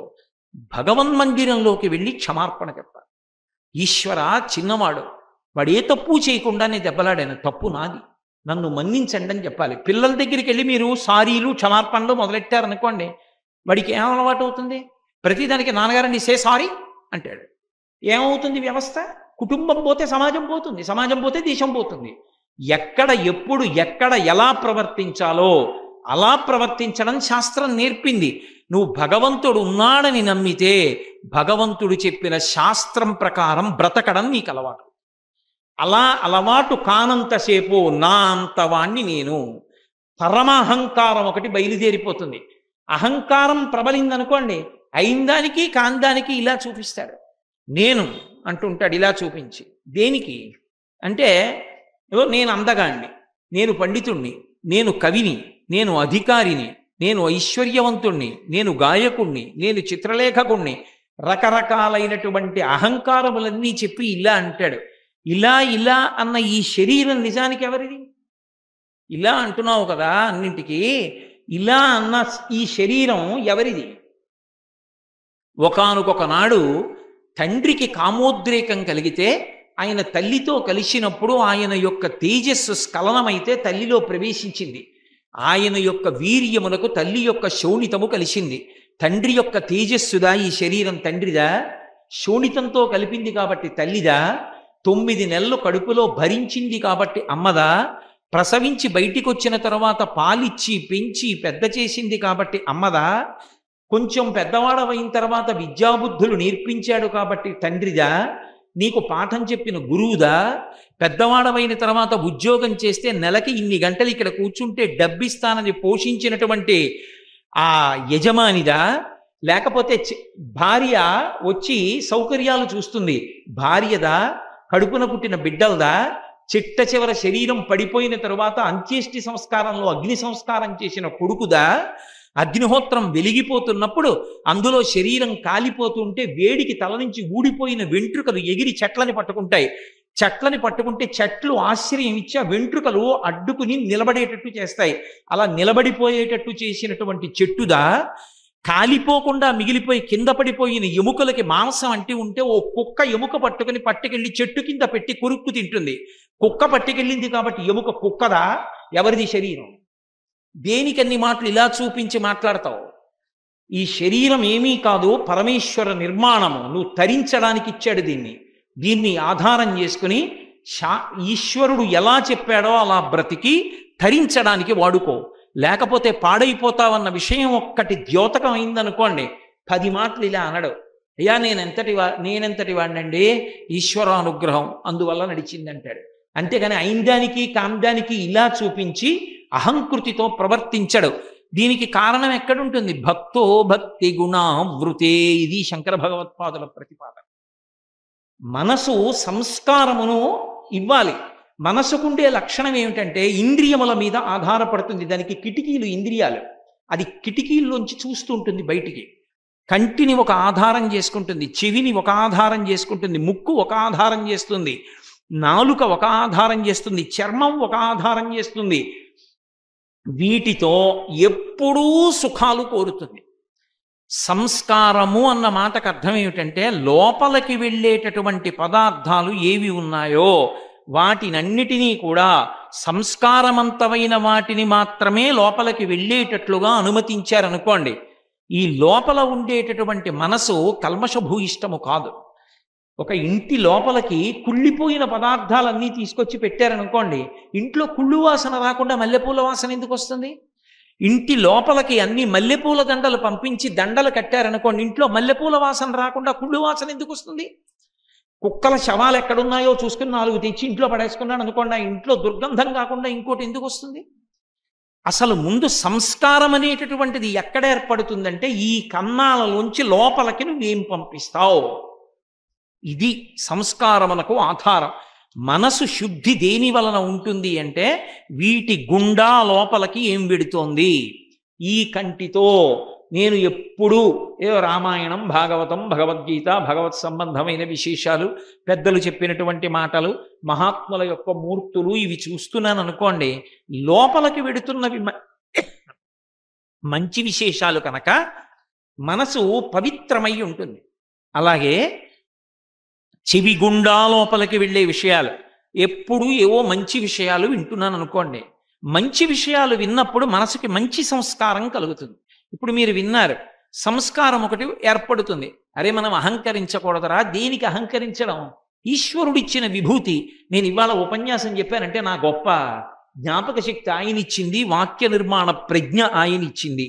ఆయన ఆ రెండూ ఇవ్వకుండా నాకు డొక్కలో నిప్పెట్టేటట్టు చేశాడనుకోండి, ఏం చెప్పను ఉపన్యాసం? నేను చెప్పలేను. ఆయన అనుగ్రహం వల్ల ఈ శరీరం మాట్లాడుతోంది. దేనికి నేనే అహంకరించాలి? నేను మాట్లాడితే ఈ మైకు మాట్లాడినట్టు, నాలోంచి ఈశ్వరుడు మాట్లాడితే ఈ శరీరం మాట్లాడుతోంది. ఈ మైకుకు పూలదండ వేశారా? నాకేశారు. నిజానికి నాకా పూలదండ నాలోంచి మాట్లాడుతున్న పరమేశ్వరుడికి. ఆఖరణ గౌరవం వారికి, ఈశ్వర మీరు పలికించి నన్ను తరింపచేశారు. కాబట్టి ఇలాగే నా శరీరాన్ని వాడుకుని మీరు నన్ను ధన్యుణ్ణి చెయ్యండి. నా శరీరాన్ని ఎప్పుడూ మీ యొక్క సేవకి దూరం చేయకండి అనో నమస్కారం చేసి వెళ్ళిపోయాను అనుకోండి. ఇప్పుడు పాత్రత, లోపలికి మీరేవి పంపిస్తారు దాన్ని బట్టి సంస్కారం ఉంటుంది. లోకంలో అందరూ బాగుండాలి, పిల్లలందరూ బాగుండాలి, ఎక్కడా ఏ నేరాలు జరగకూడదు. కళ్ళలోంచి లోపలికి వెళ్ళేవి, చెవులలోంచి వెళ్ళేవి, ముక్కులోంచి వెళ్ళేవి, నోట్లోంచి వెళ్ళేవి ఒక్కటి పరిశుద్ధి ఉన్నవి కావు. ఎలా మంచి మనసులు తయారవుతాయి లోకంలో? ప్రజలు బాగుండాలని కోరుకున్నప్పుడు ప్రజల మనసులలోకి వెళ్ళే విషయాలు కూడా మంచివిగా ఉండేటట్టు నువ్వు చూడగలిగావా? అది చూస్తే ప్రజలు బాగుంటారు. నువ్వు బాగుండాలనుకున్నావు, నీ ఇంద్రియాల గుండా లోపలికి వెళ్ళేవి మంచిగా ఉండేటట్టు నువ్వు చూడగలిగావా? నేను మంచిగా ఉండాలండి అంటే ఉండలేడెవడు. చూడకూడనివన్నీ చూస్తుంటే మనసు ఉద్వేగాన్ని పొందకుండా ఎందుకుంటుంది? ఖచ్చితంగా ఉద్వేగాన్ని పొందుతుంది. ఎవరినో కత్తి పెట్టి పొడి చేయడాన్ని చూసిన దానికి, తామర పూలతో పరమేశ్వరుడి పాదాలు పూజ చేస్తున్నది చూసిన దానికి తేడా ఉంటుందా? ఉండదా? దానికున్న ఉద్వేగానికి దీనికున్న ప్రశాంతతకి తేడా ఉంటుందా? ఉండదా? నువ్వు ఏవి లోపలికి పంపిస్తున్నావు అన్నదాన్ని బట్టి మనసుకి సంస్కారం. లోపల మనసు ఏ సంస్కారాన్ని పొందింది అన్నదాన్ని బట్టి మనసులోంచి సంకల్పాలు వస్తాయి. నేను అన్న మాటలు మీరు చాలా జాగ్రత్తగా పట్టుకోవాలి. మనసు ఎటువంటివి లోపలికి పుచ్చుకుందో అటువంటి సంకల్పాలే చెప్తుంది. నేను ఎప్పుడూ మంచి విషయాలు లోపలికి తీసుకుంటున్నాను అనుకోండి, ఆ మంచి విషయాల గురించినకి సంబంధించిన విషయాలే సంకల్పములుగా వస్తాయి. నేను మీతో ఒక్క మాట చెప్తాను, పట్టుకోండి. మనం వినోదము అని ఒక మాట ఉంటుంది. ఏదో కాసేపు సంతోషించడానికి ఏదో అక్కడికి సినిమాకి పోతానండి, షికారుకి పోతానండి, టీవీ చూస్తానండి అంటాం. అసలు సంతోషంగా ఏ కారణానికి ఉండాలి? సంతోషంగా ఉండడానికి ఏం చెయ్యాలి? మనకి భాగవతంలో కృష్ణ భగవానుడు నేర్పాడు. అందుకే భాగవతం దశమస్కంధం పారాయణం చేయండి అంటారు. కృష్ణుడు బాల్య క్రీడలు, ఆటలు ఎందుకు ఆడుకుంటారు? సంతోషంగా ఉండడానికి ఆడుకుంటారు పిల్లలు. కృష్ణుడు ఆడుకున్నాడు. కృష్ణుడు ఆడుకున్న ఆటలన్నీ కేవలం సంతోషంగా ఉండడానికి ఆడుకున్నాడా? ఆటల పేరు చెప్పి లోకానికి ఉపకారం చేయడం ప్రధానంగా చేశాడా? కృష్ణుడు ఆటలాడుకోవడం అని గోళీలాడుకుని ఏదో దొంగాట ఆడుకుని చేయలేదు. పూతనా సంహారం ఆయన బాల్యక్రీడ, లోకోపకారం. శకటాసుర భంజనం, రాక్షస సంహారం ఆయనకి బాల్యక్రీడ, లోకోపకారం. తృణావర్త సంహారం లోకోపకారం, ఆయనకి బాల్యక్రీడ. కాళీయ మర్దనం ఆయనకి బాల్యక్రీడ, లోకోపకారం. అంటే కృష్ణుడు ఏవి చేసి సంతోషాన్ని పొందాడు? లోకానికి ఉపకారం జరిగే పనులు చేసి సంతోషాన్ని పొందాడు. నేను సినిమాకి వెళ్ళి సంతోషపడతాను కాదు, నేను ఒకడికి ఉపకారం చేసి సంతోషపడతాను నేర్చుకో.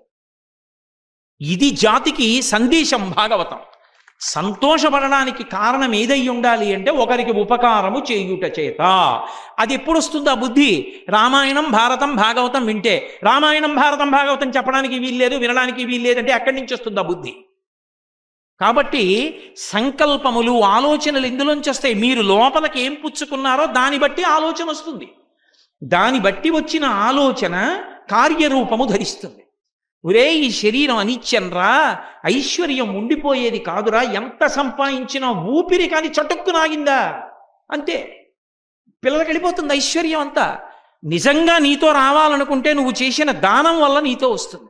ఆ దానము చెయ్యనంతసేపు దాచుకున్నదేది నీతో వచ్చేది కాదు.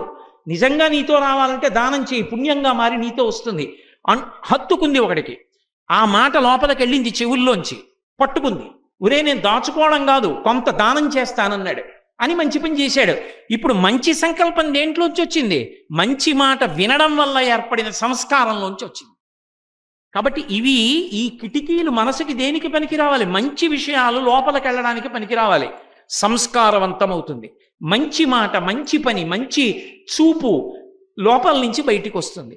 ఆ చేసినటువంటి మంచి పనులు పుణ్యంగా మారతాయి. ఆ పుణ్యము వలన చిత్తశుద్ధి కలుగుతుంది. కాబట్టి ఇప్పుడు భక్తి అన్న మాటకు అర్థం ఏమిటి? ప్రేమ. మీరు తేలిగ్గా అర్థం చేసుకోవాలంటే భక్తి అంటే ఇంకేదో కాదు, ప్రేమ. ప్రేమ అంటే సినిమాల ప్రేమ కాదు. అంతకన్నా దరిద్రంగా ఉపయోగించిన వాడు లోకంలో లేడు, సినిమా వాళ్ళు ఉపయోగించినట్టు. ప్రేమ అన్న మాటకు అర్థం ఏమిటంటే ఏ విధమైనటువంటి ప్రతిఫలమును అపేక్షించకుండా చేసినటువంటి సేవకు, అభిమానమునకు, అనురాగమునకు ప్రేమ అని పేరు. ఇది నాకు ఇస్తారని చెయ్యరు. నా కొడుకున్నాడు, కష్టపడి పెంచి పెద్ద చేశాను, వాడి జీతం అంతా పట్టుకొచ్చి నాకు ఇస్తాడని చేశానా? నేనేం అడగను. వాడు సంతోషంగా ఉంటే నాకు సంతోషం, అంతే. వాడికి ఎంత జీతం వస్తోంది కూడా నాకు అక్కర్లేదు. వాడు సంతోషంగా, ధార్మికంగా, భక్తితో వాడు బ్రతికితే నాకు సంతోషం తప్ప వాడు నాకేదో ఇస్తాడని నేను వాడిని చదివించలేదు. వాడు నాకు ఇస్తాడని నేను చిన్నతనంలో వాడిని సాకలేదు. ఇప్పటికీ వాడిని నేను పరమ ప్రేమతో చూసేది ఎందుకు అంటే నా కొడుకు కనుక వాడు క్షేమంగా ఉండాలంతే తప్ప వాడేదో నాకు ఇవ్వాలని ఉండదు. తల్లి ఏ కారణానికి పాలిచ్చింది, ఏ కారణానికి 9 నెలలు కడుపులో పెట్టుకుంది, ఏ కారణానికి అంత రక్తం పోగొట్టుకుంది, ఏ కారణానికి మరణ సదృశమైనటువంటి వేదన పొందింది, ఏ కారణానికి చుట్టూ మగవాళ్ళు ఉన్నారని కూడా చూడకుండా వైకుంఠం క్యూ కాంప్లెక్స్లో వెళ్ళిపోతుంటే బిడ్డ ఏడిస్తే స్తన్యాన్ని బయటికి తీసి పాలిచ్చింది. అటువంటి తల్లి రుణం నువ్వు ఎలా తీర్చుకుంటావు? ఆ తల్లి నువ్వేదో చేస్తావని నీకు ఉపకారాలు చేసిందా? చిన్నతనంలో జ్వరం వస్తే తాను ఉపవాసాలు చేసింది. నువ్వు చదువుకోవలసి వస్తే నీ కోసం తను ప్రదక్షిణాలు చేసింది.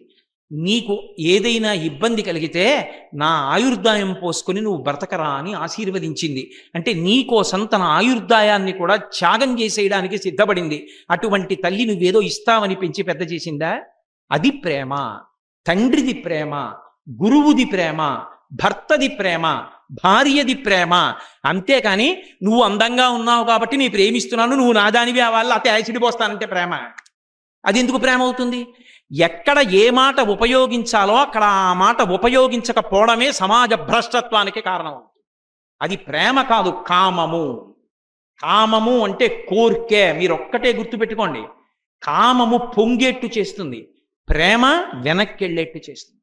ప్రేమ శాంతికి కారణము, కామము అగ్నిహోత్రానికి పొంగడానికి, అశాంతికి ఉడికిపోవడానికి కారణము. నాకిది దక్కి తీరాలి కామం కాదు, సంతోషంగా ఉండాలి ప్రేమ. ఈ రెండిటికి ఎంత తేడా ఉంది. అందుకే ప్రేమ ఎక్కడ ఉందో అది ఒక వస్తువులోకి ఇంకొక వస్తువు కలిసిపోతుంది. ఏకత్వం అంటారు. ఏకత్వం అంటే ఒకటైపోతుంది. పాలలో పంచదార వేశాను అనుకోండి, కాసేపు విడిగా ఉంటాయి, తర్వాత పాలు పంచదార ఒకటైపోతాయి. అలా కలిసిపోతుంది, ఏకత్వాన్ని పొందుతుంది. భార్యాభర్తలు ఏదో ఎప్పుడైనా ఓ మాట అనుకోవచ్చు, కానీ అయ్యో పిచ్చిది అన్నం తిందో లేదో, నేను పై ఊరు వెళ్ళానది పడుకుందో లేదో, నిద్ర పట్టిందో లేదో, దానికి భర్త మనసు వెంపర్లాడుతూనే ఉంటుంది. అంతేగాని పడుకుంటే పడుకునేది అతలేదు నాకే అంటాడా? ఆయన అక్కడికి వెళ్ళారు, పాపం వేళ పట్టును తిన్నారో తినలేదో, జనం మీలబడిపోయారో, ఆయనకి పలహారం పెట్టారో పెట్టలేదో, పురుషుడు పడుకున్నాడో పడుకోలేదో, ఏ వేడి చేసిందో అని తాపత్రయపడేది ఎవరు? భార్య. ఎందుకని? వాళ్ళ మనసులు రెండూ కలిసిపోయాయి, పాలు పంచదార కలిసిపోయినట్టు. భక్తి యందు ఏమవుతుందంటే ప్రతిఫలం లేకుండా కలిసిపోయి శాంతికారకమవుతుంది. కామము ఉద్వేగ కారణమవుతుంది. ఒక చోట ఒక మాట వాడి ఆ మాట వాడకూడని చోట వాడి సమాజాన్ని తప్పుత్రోవ పట్టించకూడదు. ఒక్కొక్క మాట ఎక్కడ ఎలా వాడాలో అలాగే వాడాలి. కాబట్టి భక్తి, ప్రేమయే భక్తి. ఎందుచేత? భగవంతుడు మనను అనుగ్రహించాడు అనుకోండి, ఆ ప్రేమని అనుగ్రహము అంటారు. నేను నా భార్యని ప్రేమించడాన్ని శృంగారము అంటారు దంపతుల మధ్య. ఒక గురువు శిష్యుణ్ణి ప్రేమించడాన్ని కటాక్షము అంటారు. ఒక దీనుణ్ణి చూసి అయ్యయ్యో పాపం వాడికి తినడానికి లేదే, నా ఆకలి ఎటువంటిదో వాడి ఆకలి అటువంటిదే కదూ అని ప్రేమతో వాడికి పెట్టడం దయా అంటారు. చిన్న పిల్లలు ఉంటారు, చంటి పిల్లలు, వాళ్ళకేం తెలియదు, వాడు మన వాడా కాదా అనవసరం. ఓ చంటి పిల్లడు ఏమీ తెలియనటువంటి వాడు అమ్మ ఏదో పనిలో ఉండగా గబగబా మేడ మెట్లు ఎక్కేస్తున్నాడు అనుకోండి, నేను అలా పక్క నుంచి మెట్లు దిగుతున్నాను అనుకోండి, ఆ పిల్లవాడు పాకుతూ పాకుతూ మెట్లు ఎక్కేస్తుంటే నాకేం సంబంధం, పసిపిల్లాడు ఎవడో మెట్లు ఎక్కుతుంటే నేను ఊరుకుంటానా? వాడు అలా మెట్లెక్కి గబుక్కుని కింద పడితే దొల్లిపోతాడు, తలకి దెబ్బ తగులుతుంది. నేను గబాల్ నా పిల్లాన్ని తీసి ఎత్తుకుని కిందకొచ్చి, అమ్మ మీ బిడ్డడైనా మెట్లు ఎక్కేస్తున్నాడమ్మా, అలా వదిలేయకండి చూసుకోండి అని ఆ పిల్లాన్ని ఇచ్చేస్తాను. ఎందుకని? దింపాను మెట్లు వాడిని ఎత్తుకుని, నాకేం అవసరం? తెల్లటి చొక్కా వేసుకున్నా వాడిని ఎత్తుకుని ఆ బురదకాళ్ళు నాకంటించుకోవడం ఎందుకు? అంటే కేవలము కారుణ్యము, వాత్సల్యము అంటారు. వాడు ఏమి తెలియని వాడు, పసిబిడ్డాడు, అయ్యో వాడికి అపాయం జరుగుతుందేమో, ప్రేమ పొంగింది. అంతేగాని ఇప్పుడు నేను వాడిని ఎత్తుకున్నాను, తీసుకెళ్ళాను, ఎప్పచెప్పాను కాబట్టి రేపు పొద్దున్న నా పిల్లాడి పెద్ద అయిన తర్వాత ఇప్పుడు నా చొక్కా మీద వాడి వేలు మట్టి అంటుకుంది కాబట్టి 5 చొక్కాలు నాకు కుట్టించుగాక అని నేను వాడిని ఎత్తుకుంటానా? ఏ ప్రతిఫలాన్ని అపేక్షించకుండా చేసినటువంటి వాటికన్నిటికీ ప్రేమ అని పేరు. ఆ ప్రేమ భిన్నమైనటువంటి రూపాలతో ఒక్కొక్కరి నుండి ప్రవహించినప్పుడు ఒక్కొక్క పేరు పొందుతూ ఉంటుంది. అందులో మనం భగవంతుని పట్ల చూపించే ప్రేమకి భక్తి అని పేరు. అది ప్రతిఫలాపేక్షతో కాదు. ఆయన నాకు చెయ్యని ఉపకారం ఏమిటి? ఎన్ని ఉపకారాలు చేశాడు అసలు? అసలు ఈ శరీరం ఒకటి ఇచ్చాడు ఆయన. ఈ శరీరం ఒకటి ఒక్కొక్క శరీరం ఇచ్చుంటే నేను ఉపన్యాసం చెప్తానా? మీరు వచ్చి ఇక్కడ కూర్చుంటారా? బయటికి తరివేస్తారు. కాబట్టి అసలు ఈ శరీరం ఇచ్చాడు, ఎంత మహోపకారం చేశాడు. ఇది నేను ఆయన్ని ప్రేమించడానికి కారణం. అలా ఏర్పడినటువంటి ప్రేమ భక్తి. అప్పుడు ఆ భక్తి ఉన్నప్పుడు వాడు ఉన్నాడు, వాడు ఇచ్చాడు కాబట్టి వాడు ఇచ్చిన దాన్ని సద్వినియోగం చేసుకోవాలి. తండ్రి కొడుక్కి జేబులో 100 రూపాయల కాగితం పెట్టి, ఒరే నాన్న ఎప్పుడైనా అవసరం అయితే వాడుకో అన్నాడు. భక్తి అంటే అర్థం నాన్నగారు 100 రూపాయలు పెట్టింది స్కూలు మానేసి సినిమాకి వెళ్ళమని కాదు. అకాలంగా గబాలన పెద్ద వర్షం వస్తే రిక్షా ఎక్కి ఇంటికి వచ్చేయరా అని ఇచ్చారు నాకు 100 రూపాయలు. పెద్ద వర్షం వస్తే నాన్నగారు ఎవరూ రాలేదండి, 50 రూపాయలు ఇచ్చుకున్నారు వర్షం, అందుకని రిక్షాలో వచ్చాను. తండ్రి సంతోషిస్తాడు, ఏం పర్వాలేదు నాన్న, ఇస్తే ఇచ్చావు, తడిసిపోకుండా వచ్చావు, తడిస్తే నీకు అనారోగ్యం వస్తుంది, పడదు నీకు, మంచి పని చేశావురా అంటాడు. భగవంతుడు ఈ శరీరాన్ని ఇచ్చాడు, ఇచ్చిన దాన్ని భగవంతుడు ఎందుకు ఇచ్చాడో అందుకు వాడు. నోటితో మంచి మాట మాట్లాడు, భగవన్నామం పలుకు, మంచి క్రియ చెయ్యి, భగవద్భక్తితో కూడిన కర్మాచరణం చెయ్యి, ఈశ్వరుడు యొక్క పథంలో ప్రయాణం చెయ్యి, ఆయన వద్దన్న పని చేయకు. అప్పుడు నిషిద్ధ కర్మను భంజించుట, ఏ కర్మ చెయ్యమన్నాడో ఆ విహిత కర్మను చేయుట, దానికి భక్తి అని పేరు. ఇప్పుడు దానితో కట్టు ఆ కలశని. మనం పుణ్యాహవాచనం చేస్తే కలశ తీసుకొచ్చి కలశకి దారాలు కడతాం. మనస్సనబడేటటువంటి కలశానికి భక్తి అనేటటువంటి దారాలు కట్టు. భక్తో భక్తి గుణావృతే ముదమృతాపూర్ణే ప్రసన్నే. అబ్బబ్బబ్బా, శంకర భగవత్పాదులు వేశారంటే మాటలు తక్కెట్లో పెడతారు. ఇక ఆ మాట తీసి ఇంకో మాట కాదు, అక్షరం తీసి అక్షరం పెట్టడం కుదరదు. ఆయన అంటున్నారు, ఆ మనసనబడేటటువంటి కలశకి భక్తి అన్న దారాలు కట్టు. ఇప్పుడు ఆ కలశలో నీళ్లు పొయ్యాలి కదా, ముదమృతాపూర్ణే, నిండా నీళ్లు పోయి. ఏ నీళ్లు పోస్తావు? బయట నీళ్లు తీసుకొచ్చి మనస్సన్న కలశలో ఎలా పోస్తావు? కాదు, ముదము అనేబడేటటువంటి నీటితో నింపు. ముదం అంటే సంతోషం. సంతోషం అంటే కుంగిపోకుండా ఉండడం. ఎప్పుడు అబ్బా ఏం కావాలంటే నేను ఉత్సాహంగా ఉండడం. ఉత్సాహంగా ఎప్పుడు ఉంటాడు? నాకేం లేదన్నప్పుడు ఉంటాడు. నాకు ఇది లేదు కదండి అన్నవాడు ఏడుస్తూ ఉంటాడు. సంతోషంతో నువ్వు ఎందుకు ఉండాలి అంటే, నీకు ఉన్నదేదో తలుచుకుంటే నీకు సంతోషం, నీకు లేనిది తలుచుకుంటే సంతోషం ఉండదు, దుఃఖం. నీకు ఉన్నది తలుచుకుంటే సంతోషం. చాలామంది శివానందలహరిలో శ్లోకాన్ని చదువుకుని అనుభవించి ఆనందపడిపోయేటటువంటి మహాపురుషులు ఎందరో ఉన్నారు. నేనెంతటి వాణ్ణి? నిజంగా వాళ్ళందరూ అనుభవించి ఆనందపడిపోయినంత చెప్పగలిగిన ప్రజ్ఞ నాకేం లేదు. వాళ్ళు నిజంగా అనుభవించి పొందేటటువంటి ఆనందం అనేటటువంటి సముద్రంలో నేను చెప్పేటటువంటిది కేవలం ఒక బిందువుతో సమానం. అయినా ఈశ్వరా, ఒక బిందువుతో సమానమైన మాట్లాడగలిగే శక్తిని ఇచ్చావు కదూ, ఎంత సంతోషం, చాలు నీ గురించి చెప్పుకుంటున్నాను కదా, ఇంకింతకన్నా నాకేం కావాలి? ఇప్పుడు నీకు ఉపన్యాసానికి వచ్చే ముందు సంతోషంగా ఉంటుంది, అంతేగాని రోజు 6:30 అయ్యేటప్పటికి బాబో ఈ ఉపన్యాసాలు ఏమిటి, నాకు ఎందుకు వచ్చిన కూడా అని ఏడుస్తూ వచ్చావు అనుకో, ఏం చెప్తావు? అలా చెప్పగలగడం నా అదృష్టం. ఈశ్వరుడు నాకు ఆ కంఠం ఇచ్చాడు, ఆ శక్తిని ఇచ్చాడు. ఈశ్వరా, మీ సేవలో ధన్యుణ్ణవుతున్నాను. ఓ 2 గంటల సేపు మాట్లాడానంటే 2 గంటల సేపు మీ దగ్గర మనసు కూర్చుంది కదూ, అంటే 2 గంటలు తపస్సు చేశాను కదూ. బయట కూర్చుంటే అనవసరంగా తిరుగుతానని తెచ్చి కూర్చోబెట్టి నా చేత ఉపన్యాసం చెప్పించి నా చేత 2 గంటలు ప్రతిరోజు తపస్సు చేయిస్తున్నారా? ఈశ్వరా మీకు కృతజ్ఞుడను. ఎంత సంతోషం! ఇప్పుడు చాలా మంది, కొంతమందికి పాపం లోకంలో కళ్ళు లేవు, వాళ్ళందరూ కలిసి ఒకళ్ళ చొక్కా ఒకళ్ళు పట్టుకుని కర్రతో ఇలా తాటించుకుంటూ వెడుతూ ఉంటారు. మనకున్న సుఖాలలో 90% సుఖాలు వాళ్ళకి లేవు. ఇప్పుడు ఇదే ఉపన్యాసం పక్కన తెర మీద కనపడుతోంది అని నేను గదిలో కూర్చుని చెప్తూ మిమ్మల్ని అందరినీ తెర దగ్గర కూర్చోమన్నాను అనుకోండి, కాదు అని ఎదురుగుండా వచ్చి కూర్చుంటారు. ఎందుకు కూర్చుంటారు? ఈ మాంసనేత్రంతో ఎదురుగుండా ఉన్నటువంటి వ్యక్తిని చూడడంలో ఒక సంతోషం ఉంటుంది, బుద్ధి కుదురుకుంటుంది.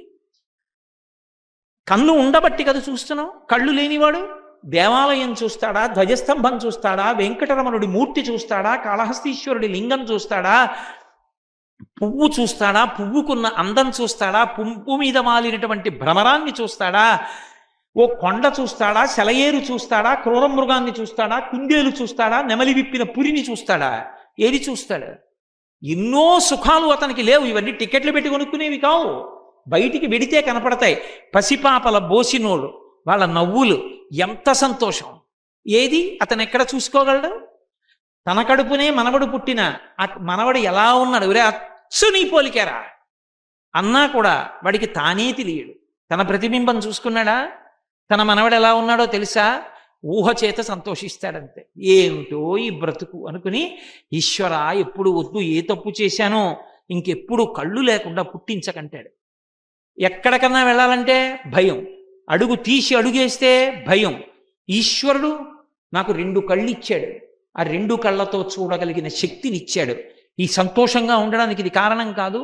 తింటే అరగక పడిపోతున్న వాళ్ళు ఎందరో ఉన్నారు, తింటే అరిగేట్టు చేస్తున్నాడు. మాట్లాడలేని వాళ్ళు ఎందరో ఉన్నారు, మాట్లాడేటట్టు చేశాడు. పక్కవాడికి ఉపకారం చెయ్యలేని వాళ్ళు ఎందరో ఉన్నారు, పక్కవాడికి ఉపకారం చెయ్యగలిగిన శక్తినిచ్చాడు. ఇంకేమి ఇవ్వాలి ఈశ్వరుడు నాకు? తినడానికి అన్నం ఇచ్చాడు, ఉండడానికి ఇల్లు ఇచ్చాడు, కట్టుకోవడానికి బట్ట ఇచ్చాడు, బయటికి ఇస్తే గౌరవం ఇచ్చాడు. చాలదా? ఈశ్వరా వీటన్నిటికీ కారణం నువ్వు. ఆయన పట్ల పరమ సంతోషంతో, నీకు బ్యాంకులో 1 కోటి రూపాయలు ఉన్నాయి, తీసుకొచ్చి తలగడా కింద పెట్టుకుంటావా? ఉన్నాయని సంతోషపడిపోయినట్టే ఈశ్వరుడు నీకు ఇచ్చినవి తలుచుకెందుకు సంతోషించలేవు? ఎక్కడో ఎవడికో ఏదో ఉంది, నాకు అది లేదని ఎందుకు ఏడుస్తావు? నీకు ఇచ్చినవి తలుచుకుని సంతోషంగా ఉండు. కాబట్టి ఆ సంతోషం అనేటటువంటి నీటిని ఆ మనసులో అనబడేటటువంటి కలశంలో పోశాను. అది చూడగలిగినటువంటి మనసు ఉండాలి, కానీ అసలు ఆ ఆనంద ధార వేరు, ఆ సంతోషం వేరు. ఒక కవి అన్నాడు ఒక చోట, తెల్లవారుజామున లేచి అరుణాచలం లాంటి చోట, వెంకటాచలం లాంటి చోట నిలబడితే కొండలన్నీ ఇలా పెన్సిల్తో గీతలు గీసినట్టు కనపడతాయి. చెట్లు కదులుతుంటాయి, జీవులు కదులుతుంటాయి, అన్నీ కదులుతుంటాయి, ఇవి మాత్రం కదలకుండా ఉన్నాయి. ఏమయ్యా కొండ కదలకుండా ఉండడంలో దానికి బాధ లేదు అంటే ఆయన అన్నాడు, కాదు కాదు, కొండ కదలకపోవడం కాదు, మనం 5 నిమిషాలు ధ్యానం చేయలేము. ఆ కొండ నిరంతర ధ్యానంలో అలా ఉండిపోయింది భగవంతుడి గురించి, అందుకే కదలదన్నాడు. చూసే చూపులో ఉంది సంతోషం. పెద్దలు ఒక మాట చెప్తారు, ఒక పిల్లవాడికి తల్లి రోజు చెప్తూ ఉండేది, ఎప్పుడూ భగవంతుడు ఉంటాడు, భగవంతుడు కాపాడుతూ ఉంటాడు నాన్న, బెంగ పెట్టుకోక, ఆయనకి నమస్కారం చేసుకో అనేది. ఒకరోజు ఆకాశం దట్టంగా మబ్బు పట్టింది, పెద్ద వర్షం పడిపోయేటట్టుంది, గాలి. పిల్లవాడు ఒక్కడు రాగలడో రాలేడోనని తల్లి పాఠశాలకు వెళ్ళింది. పిల్లవాడి చేయి పట్టుకుని తీసుకొస్తోంది. పెద్ద వాన మొదలై ఆకాశంలో మెరుపులు మెరుస్తున్నాయి. మెరుపు మెరిసినప్పుడల్లా పిల్లాడి నించుంటున్నాడు, మెరుపు అయిపోగానే మళ్ళీ నడుస్తున్నాడు. తల్లి మెరుపు చూసి భయపడుతున్నాడేమోనని, ఎరా మెరుపు మెరిస్తే ఆగిపోతున్నావేరా, భయపడుతున్నావా, తొందరగా వెళ్ళిపోతాం ఇంటికి, గబగబా అడుగులే అంది. పిల్లాడన్నాడు, భయం ఎందుకమ్మా, నేను భయపడి కాదు ఆగుతున్నది, భగవంతుడు ఎప్పుడూ నన్ను చూస్తూ ఉంటాడన్నావు కదా, భగవంతుడికి ఇవాళ నువ్వు నేను కలిసి వెడుతూ ఉంటే ఫోటో తీసుకోవాలనిపించింది, ఆ ఫోటోలు తీస్తున్నాడమ్మా, ఫ్లాష్ ఆ మెరుపు, అందుకని నడిస్తే బాగుండదని నిలబడి ఓసారి ఫోటో తీయించుకొని వస్తున్నానన్నాడు. నమ్మడం భక్తి, వాడికి మెరుపు చూస్తే సంతోషం, ఈశ్వరుడు ఫోటో తీస్తున్నాడన్నాడు. నీ మనసులో ఉన్న భావన చేత నీకు ఆ సంతోషం పొంగుతుంటుంది లోపల నుంచి. ఎప్పుడు ఏడుపు, ఏదో లేదు ఏదో లేదు ఏదో లేదు, ఏడుస్తూనే బతికితే అసలు నీకు సంతోషం ఎక్కడుంది లోకంలో? అసలు సంతోషం అన్నదాన్ని అనుభవించలే. కాబట్టి ముదమృతా పూర్ణి, సంతోషాన్ని ఆ మనసు నిండా నింపు. ఎలా? ఏదో కొద్దిగా 4 చుక్కలేయడం కాదు, సంతోషం పరిపూర్ణంగా ఉండాలి, పరమానందంగా ఉండు. దాన్ని ఆ మనసు అనబడేటటువంటి కలశ నిండా పోయి ముదముతా పూర్ణి ప్రసన్ని, ప్రసన్నమైనటువంటి స్థితిలో ఉండు. ప్రసన్నుడవు అన్న మాటకు అర్థం ఏమిటి అంటే నిర్మలత్వము. నిర్మలత్వం అంటే లోపల ఏ విధమైనటువంటి దుష్టభావనలు లేకుండా నీవు ఎప్పుడూ కూడా అంతటా భగవంతుణ్ణి చూడగలిగినటువంటి స్థితిలో ఉండడం నేర్చుకో. శంకరాచార్యుల వారే ఓ చోట అంటారు, నేను దీనుణ్ణి. దీనుడంటే ఏదో లేనివాడు. ఈశ్వర, నేను దీనుణ్ణి. ఏ విషయంలో దీనుణ్ణి? నిన్ను పొందడంలో దీనుణ్ణి. నిన్ను పొందలేకపోతున్నాను ఇంకాను. నిన్ను పొందగలిగితే నా అంత ఐశ్వర్యవంతుడు లేడు. కాబట్టి నా ఈ దైన్యము ఎలా పోతుంది? ఆ దైన్యము పోవాలి అంటే ఒక్కటే, బ్రహ్మగారు నా ముఖాన దీనుడు అని రాశాడు. అలా దీనుడు అని వ్రాశాడు కాబట్టి నిన్ను పొందితే నా దైన్యం పోతుంది. కాబట్టి నేను నీ పాదాలు పట్టుకోగలుగుతున్నాను. నీ కోసం నేను వెంపర్లాడుతున్నాను. ఆ దైన్యం అన్నది రాసి ఉండకపోతే నేను నీ పాదాలు పట్టుకోవడానికి ప్రయత్నం చేసేవాడిని కాదు. కాబట్టి బ్రహ్మగారు మమ్మల్ని నీ విషయంలో, నిన్ను పొందడం విషయంలో దీనుడు అని వ్రాయడం చేత భక్తితో వెంటబడ్డాను. కాబట్టి ఆ బ్రహ్మగారి తలలో ఏం చేయకు, వాడికి ఎందుకు దీనుడని రాసావు తల మీద అని కోప్పడకన్నారు. ఎంత సంతోషం చూడండి. నిర్మలత్వం. నిర్మలత్వం అంటే అవతల వారి యొక్క చేష్టితమును భరించగలిగి ఉండుట. కోప్పడతాడు ఆయన కోప్పడకపోవడం ఏమి ఉండదు. ఎందుకు కోప్పడతాడో తెలుసా? కోపం ఒక సాధనము. దేనికి సాధనము? అవ్యవస్థను దిద్దుటకు. సమయం, సందర్భం 2 ఉంటాయి. దేశము, కాలము. ఒక కాలమునందు చెయ్యకూడని పని చెయ్యకూడదు. నేను ఆ కిందకొచ్చినప్పుడు చెయ్యవలసిన పని వేదిక మీద కూర్చున్న తర్వాత చేయకూడదు. దేశము, ఒక చోట ఉన్నప్పుడు చెయ్యవలసిన పని ఇంకొక చోట ఉన్నప్పుడు చేయకూడదు. ఈ దేశకాలములు తెలియకుండా ప్రవర్తిస్తున్నారనుకోండి, అప్పుడు కోపం చూపించాలి. చూపిస్తే వెంటనే చక్కబడుతుంది. మర్యాదగా మాట్లాడి చెప్పే ప్రయత్నం చేశారనుకోండి, సమయం తీసుకుంటుంది. కోపంగా ఒక్క చూపు చూశారనుకోండి, వ్యవస్థ చక్కబడుతుంది. కాబట్టి ఆయన కోప్పడతారు. పెద్దలు కూడా ఎందుకు కోప్పడతారు? దేశకాలముల యందు సక్రమంగా ప్రవర్తించడం చేత కాని వాళ్ళని దిద్దడానికి కోప్పడతారు. అంతేగాని కోపం వాళ్ళ స్వభావమై కోప్పడరు. నిర్మలత్వం అన్న మాటకు అర్థం ఏమిటో తెలుసా? వహించి సహించి అభ్యున్నతిని అనుగ్రహించుట. ఎంతో ఓర్పు పడతారు. ఆ ఓర్పు పట్టడం వల్ల లోకం నిలబడుతుంటుంది. మీకు నేను ఒక ఉదాహరణ చెప్పాలంటే, గంగానది ప్రవహించి వెళ్ళిపోతుంటుంది. గంగానది ప్రవహించి వెళ్ళిపోతుంటే ఒక ధూర్తుడు మూత్ర విసర్జన చేస్తాడు. గంగ కోప్పడదు. వాడు మారుగాక, వాడికి తెలియదు గంగలో మూత్ర విసర్జన ఏంటి. వాడు బాగుండాలి, ఎప్పటికైనా వాడికి గంగ గౌరవం ఏమిటో తెలిసి రావాలి, వెళ్ళిపోతుంది. ఒకడు మల విసర్జన చేసి తన శరీరావయవాలు శుద్ధి చేసుకోవడానికి వాడుకుంటాడు. గంగ బెంగ పెట్టుకోదు, వెళ్ళిపోతుంది. ఒక చోట ముళ్ళ చెట్టు తన యొక్క ముళ్ళ కంపలు వంగి ఆ కొమ్మలతో వీపు గీరుతుంది గంగది. గంగ బాధపడదు, వెళ్ళిపోతుంది. ఒక చోట కంచికామకోటి పీఠాధిపత్యం వహించిన మహాపురుషులు చంద్రశేఖరేంద్ర సరస్వతి మహాస్వామి వంటి వారు స్నానం చేయడానికి దిగి సత్యదండాన్ని అందులో ముంచుతారు. మహాస్వామి వారు వచ్చి అందులో దిగి స్నానం చేసి సత్యదండాన్ని ముంచారని ఆ నది ఏం పొంగిపోయి అక్కడ ఆగిపోదు.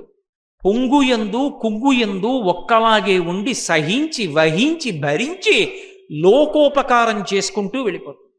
తెలిసో తెలియకో అడుగు పెట్టాడు గంగలో, పుణ్యమే ఇచ్చి వెళ్ళిపోతుందంటే. గంగ ఎలా వెడుతుందో అలా వెళ్ళగలిగిన ప్రజ్ఞ అంకురించడం ప్రసన్నే. ఆ ప్రసన్న భావాన్ని పొంది ఉండడం. ఈశ్వర, నా మనసనబడేటటువంటి కలశంలో 2 రకాల నీళ్లు పోస్తున్నాను. కలశ పెట్టినప్పుడు ఏవో ఒక బురద నీళ్లు తీసుకొచ్చి పొయ్యంగా శుద్ధమైన నీరు పోస్తాను. నా మనసనబడేటటువంటి కలశానికి భక్తో భక్తి గుణావృతే ముదమృతా పూర్ణి ప్రసన్ని. ఆ ప్రసన్నము. రెండవది సంతోషము అనబడేటటువంటి ప్రసన్నత్వము, సంతోషము అనబడేటటువంటి 2 లక్షణములే నీటిగా మార్చి మనస్సనబడేటటువంటి కలశం నిండా నీళ్లు పోశాను. ఇప్పుడు దారాలు కట్టి కలశలో నీళ్లు పోసిన తరువాత దాని మీద ఏముంచాలి? కొబ్బరి బొండం ఉంచాలి. సంస్థాప్య సంవిత్ఫలం. ఇప్పుడు దాని మీద కొబ్బరి బొండం ఉంచాను. ఏమిటి ఆ కొబ్బరి బొండం? కొబ్బరి బొండానికి ఒక్కదానికే ఒక పేరుంది లోకంలో, పూర్ణఫలం అంటారు. అందుకే కొబ్బరి బొండం దానం చేస్తే పూర్ణ ఫలాన్ని దానం చేసినట్టు. పూజకు కూర్చుంటున్నాడు అనుకోండి, చేతిలో ముందు కొబ్బరి బొండం పట్టుకుని నించుంటారు. నించుని కొబ్బరి బొండం బ్రహ్మస్థానానికి ఇచ్చి అప్పుడు కూర్చుంటారు. పూర్ణ ఫలాన్ని ఇస్తే పూర్ణత్వము అని గుర్తు. కొబ్బరి చెట్టుకి ఉన్నంత కృతజ్ఞతా బుద్ధి లోకంలో ఇంకా ఏ చెట్టుకి లేదు అంటారు. ఎందుచేత అంటే చెట్లన్నిటికీ నీళ్లు పోస్తాం, పోసిన ఆ నీరు పీల్చుకుని పెరిగినటువంటి చెట్లు అన్నీ కృతజ్ఞతతో ఉంటాయా అంటే చెప్పడం కష్టం. కొబ్బరి చెట్టు నీళ్లు పోస్తే నేను బ్రతికానని ఆ నీటిని భూమి నుంచి రంధ్రాల గుండా పైకి లాగుతూ బొండంలోకి నింపుకుంటుంది, ఎక్కడో దాస్తుంది. ఆ కొబ్బరి బొండంలో ఉన్న నీళ్లు పసిపిల్లల దగ్గర నుంచి వృద్ధుల వరకు తాగి జీవిస్తారు. నీటిని పోసి బతికించినందుకు నీటితో లోకాన్ని బతికిస్తూ ఉంటుంది కొబ్బరి బొండం. అది పూర్ణఫలం ఎందుకైంది అంటే అది బాగా లోపల ఉన్నటువంటి కాయ ముదిరిపోయింది అనుకోండి, పెచ్చుకి అంటుకుపోయినటువంటి కొబ్బరి తనంత తాను ఊడిపోతుంది. ముక్క ముక్కలుగా కాదు, మొత్తం కొబ్బరి అంతా కలిసి కుళ్ళి అయిపోయింది అంటారు, ఊడిపోతుంది. ఊడిపోయి కొబ్బరికాయని పట్టుకుని ఇలా అన్నారనుకోండి, గుడుగుడు గుడుగుడు గుడుగుడులాడుతుంది. అప్పుడు కొబ్బరికాయ పగల కొడితే పెంకొకటి ఊడిపోతుంది, గుండ్రంగా కొబ్బరి కురిడి అయి బయటికి వస్తుంది. కురిడి కొయ్యడం కానీ తినడం కానీ చెయ్యరు. కురిడి దేనికి ఉపయోగిస్తారంటే రెండు కార్యాలకు ఉపయోగిస్తారు. ఒకటి, మహాత్ములు పెద్దలు వచ్చినప్పుడు తాంబూలంలో ఉంచి కురిడిని దానం చేస్తారు. 2 పూర్ణాహుతిలో వేసేస్తారు. ఎక్కువగా కురిడి దేనికి వాడతారంటే పూర్ణాహుతికి. యజ్ఞం అంతా అయిపోయిన తర్వాత పూర్ణాహుతి చేస్తారు. పూర్ణాహుతిలో కొబ్బరి చెక్కలు వేరు, కురిడి తీసుకొచ్చి వేస్తారు. పూర్ణాహుతి అంటే పూర్ణం అంటే ఎక్కడ బయలుదేరిందో అక్కడికి వచ్చేస్తే పూర్ణం. నేను ఇలా మొదలుపెట్టి ఇలా అన్నాను అనుకోండి, ఎక్కడ బయలుదేరానో అక్కడికి వచ్చేసాను, అప్పుడు పూర్ణం. ఆ పూర్ణమయ్యాడన్న మాటకి గుర్తేమిటంటే ఏ భగవంతుడి దగ్గర నుంచి కిందకి జారిపోయి నేను జీవుణ్ణి జీవుణ్ణి జీవుణ్ణంటూ తిరుగుతున్నాడో వాడు నేను జీవుణ్ణి కాదు బ్రహ్మాన్ని అది జ్ఞానము చేత తెలుసుకుంటే జీవ బ్రహ్మైక్య సిద్ధి కలిగితే పూర్ణం. అందుకే జ్ఞానమూర్తులైన వాళ్ళందరూ కూడా, దేవతలు కూడా ఇలా ముద్ర పడతారు. ఇది ఇలా ఉందనుకోండి, వేలు నువ్వు నేను వేరు చేస్తుంది. ఇది వంగిపోయి బొటనవేలుతో కలిసిపోయింది అనుకోండి, సత్వరజస్తమో గుణాలకి, జాగ్రత్త స్వప్న సుషుప్తులకు, భూత భవిష్యత్ వర్తమాన కాలములకు సాక్షి అయిపోయి పూర్ణమైపోతుంది, సున్నైపోతుంది. పూర్ణమద పూర్ణమిదం పూర్ణాత్ పూర్ణముదచ్యతే పూర్ణస్య పూర్ణమాదాయ పూర్ణమివావశిష్యతే. ఆ పూర్ణమైపోయినటువంటి ముద్ర పడతారు. అది చిన్ముద్ర అంటారు, అయ్యప్ప స్వామి పడతారు చిన్ముద్ర. అది తత్వమసి మహావాక్యం, యజుర్వేదం యొక్క చివరి ఉంటుంది, తత్వం అసి, అది నీవై ఉన్నావు అని. ఆ తత్వమసి మహావాక్యాన్ని ఆవిష్కరించేటటువంటి ఆ చిన్ముద్ర పూర్ణత్వానికి గుర్తు. ఆ పూర్ణత్వం కొబ్బరి బొండంలో చెప్తారు, పూర్ణఫలం అని పేరు. ఎందుచేతనంటే మీరు లోకంలో ఏ కాయ తీసుకోండి పండిపోతుంది. పండిపోతే ఏమవుతుందంటే లోపల గట్టిగా ఉన్న గుజ్జు రసంగా మారిపోతుంది, కన్నం పెడితే కారిపోయేటట్టుగా అయిపోతుంది. మామిడికాయ గట్టిగా ఉంటుంది, మామిడి పండు రసం అయిపోతుంది. కొబ్బరికాయ, కొబ్బరి కురిడి రసం అయిపోదు, పెంకు నుంచి విడిపోతుంది. అంటే స్థూల శరీరం నుండి సూక్ష్మ శరీరం, కారణ శరీరం, మహాకారణ శరీరం, నేను బ్రహ్మము అని తెలుసుకుని జీవ బ్రహ్మైక్య సిద్ధికి కళ్యాణం అని పిలుస్తారు. ఆ కళ్యాణాన్ని పొందుతుంది. అందుకు ఈశ్వరుడికి కళ్యాణాలు చేస్తారు. అవి వివాహాలు కావు, కళ్యాణాలు అవి. పార్వతీ కళ్యాణం, పద్మావతీ కళ్యాణం, సీతా కళ్యాణం, రుక్మిణీ కళ్యాణం అని కళ్యాణం ఎప్పుడు ఆడదాని వైపు నుంచి చెప్తారు. అంతేగాని శివ కళ్యాణం, రామ కళ్యాణం, కృష్ణ కళ్యాణం అనరు. జీవుడు బ్రహ్మముతో కలిసిపోతాడు, జీవ బ్రహ్మైక్య సిద్ధి, దాన్ని కళ్యాణం అంటారు. ఈ కళ్యాణం బ్రతుక్కి ఎప్పుడు అంటే ఆ పూర్ణత్వం పొందినప్పుడు. ఆ పూర్ణత్వానికి గుర్తేది కొబ్బరి బొండం. అందుకని శంకరాచార్యుల వారు అంటున్నారు నారికేళం అనలేదు ఆయన. నారికేళం, నాళికేరం 2 పేర్లు ఉన్నాయి. నారికేళం మనం వాడతాం, నాళికేరం అని కూడా పేరుంది కొబ్బరి బొండానికి. కొబ్బరికాయకి నాళికేర ఫలము అని ఒక పేరు. ఎందుచేత అంటే అది గెలలతో కాస్తుంది కాబట్టి ఆ పేరు వచ్చింది. నీటిని పీలుస్తుంది కాబట్టి నారికేళం అని పేరు వచ్చింది. 2 పేర్లు ఉన్నాయి. లోకంలో నారికేళం అన్న పేరే ప్రసిద్ధి చెందింది. కాబట్టి ఇప్పుడు ఆ కొబ్బరి బొండాన్ని నా మనస్సు అనబడేటటువంటి కలశలో సంతోషము, నిర్మలత్వము అనబడేటటువంటి నీళ్లు నిండా పోసి జ్ఞానము అనబడేటటువంటి ఆ కొబ్బరి బొండాన్ని ఉంచాను. ఈ కొబ్బరి బొండాన్ని ఉంచే ముందు ఏం చేశాను? భక్తో భక్తి గుణావృతే ముదమృతా పూర్ణే ప్రసన్నే సాంబతవాంఘ్రి పల్లవయుగం సంస్థాప్య సంవిత్ఫలం. పార్వతీ పరమేశ్వరుల యొక్క పాదములనబడేటటువంటి మామిడి చివుళ్ళు ఉంచాను. మామిడి ఆకు చివరి భాగం పైకొచ్చేట్టుగా పెట్టి మండ లోపలికి పెడతారు. పూర్ణ కుంభంలో ఎప్పుడూ కూడా మండ కిందకుంటుంది, ఆకులు ఇలా పైకుంటాయి. అవే పార్వతీ పరమేశ్వర పదద్వంద్వం. అందుకే ముట్టుకుని నమస్కారం చేసి లోపలికి వస్తారు వచ్చినప్పుడు పూర్ణకుంభానికి. నా మనస్సులో పార్వతీ పరమేశ్వరుల యొక్క పాదములనబడేటటువంటి మామిడి చిగుర్లు ఉంచాను ఆ కలశలో. ఈ మనసే కలశం. ఇందులో ఏమున్నాయి? పార్వతీ పరమేశ్వరుల యొక్క పాదములు ఉన్నాయి. అంటే ఇందులో ఒక చమత్కారం ఉంది. సాధారణంగా మనం తుమ్మెద అవ్వాలి, భగవంతుడు పువ్వు అవుతాడు. బాగా జ్ఞాపకం పెట్టుకోండి నేను చెప్పేది. భగవంతుడు ఎప్పుడూ పువ్వు, మనం ఎప్పుడూ తుమ్మెద. అంతే సిద్ధాంతం. అందుకే హృదయారవిందం, నయనారవిందం, హస్తారవిందం, పాదారవిందం అంటాం. చెయ్యి తామర పువ్వు, కన్ను తామర పువ్వు, ముఖం తామర పువ్వు, అన్నీ తామర పూలే. అలా ఎలా ఉంటాయి? చేతులు తామర పూల్లో ఉంటాయా? కాళ్ళు తామర పూల్లో ఉంటాయా? మరి ఎందుకు తామర పూలు ఎందుకయ్యాయి అంటే మనం షట్పదం అవ్వాలి, మనం తుమ్మెద అవ్వాలి. ఎలా తుమ్మెద? తుమ్మెద 6 కాళ్లతో ఉంటుంది, అందుకని సంస్కృతంలో షట్పదం అంటారు. మనం 6 కాళ్ల తుమ్మెదై భగవంతుని యొక్క ఆ పద్మములనబడేటటువంటి అవయవముల మీద వాలాలి. సారగ్రాహి అంటే తేనె పీల్చుకోవాలి. అంటే ఇప్పుడు నేను నా పంచేంద్రియములు, కళ్ళు, ముక్కు, చెవులు, నాలుక, చర్మము, మనస్సు, ఈ 6టితో వాలాలి భగవంతుడి పాదాల మీద. ఎలా వాలాలో శంకరాచార్యులు వారే చెప్తారు చోట. కదాకాలే మాత కదయ కలిత లక్తకరసం పిబేయం విద్యార్థి తవ చరణ నిర్ణేజన జలం ప్రకృత్యా మూకానామపి చ కవిత కారణతయా అంటారు. పార్వతీ పరమేశ్వరుల యొక్క పాదాలు కడగడానికి నేను ఒక పెద్ద బంగారు పాత్ర తెచ్చి అలా పీఠం మీద పెట్టాను. పార్వతీదేవి తన చీర తడవకుండా కొద్దిగా ఇలా పైకెత్తి, భగవంతుడు పరమేశ్వరుడు కూడా పట్టుపంచ పైకెత్తి వాళ్ళిద్దరి కాళ్ళు ఆ పాత్రలో పెట్టారు. నా భార్య బంగారు కలశతో నీళ్లు పోసింది. ఇప్పుడు ఆ నీళ్లలో ఇద్దరి పాదాలు నిండిపోయి. నిజంగా ఎదురుగుండా ఉందా? అలాగా లేదు. నేను కళ్ళు మూసుకొని ధ్యానం చేస్తుంటే తను పోసింది. నీళ్లలో వాళ్ళిద్దరి పాదాలు కనపడుతున్నాయి. నేను నా కుడి చేత్తో పరమశివుడు యొక్క 2 పాదాలు కడిగాను, అమ్మవారి 2 పాదాలు కడిగాను. ఇప్పుడు నీళ్ళు ఏమవుతాయి? అప్పటి వరకు స్వచ్ఛంగా ఉన్న నీళ్లు పరమశివుని యొక్క పాదములకు అలదపడినటువంటి గంధము, ఆయన పాదముల మీద పెట్టినటువంటి పారాణి కరిగిపోతుంది. తెల్లటి పాదాలు ఇప్పుడు ఆ చందనము, ఆ పారాణి కరిగిపోతాయి. అమ్మవారి పాదాలు 2 కడిగితే ఆవిడ పాదాలకున్న పసుపు, పారాణి అందులో కరుగుతాయి. కరిగితే ఇప్పుడు ఆ నీళ్లు పసుపు రంగు, ఎరుపు రంగుతో మిళితమైపోతాయి. ఇప్పుడు ఆ నీళ్లు నేను ఉద్ధరిణితో ఇలా తీసుకుని చేతిలో పోసుకుని లోపలికి పుచ్చుకుంటున్నాను. వాళ్ళ పాదాలకి దివ్యమైన సువాసన ఉంటుంది. అప్పుడు ఆ తీర్థానికి అపారమైన సువాసన. నేను ఆ తీర్థం లోపలికి పుచ్చుకున్నాను.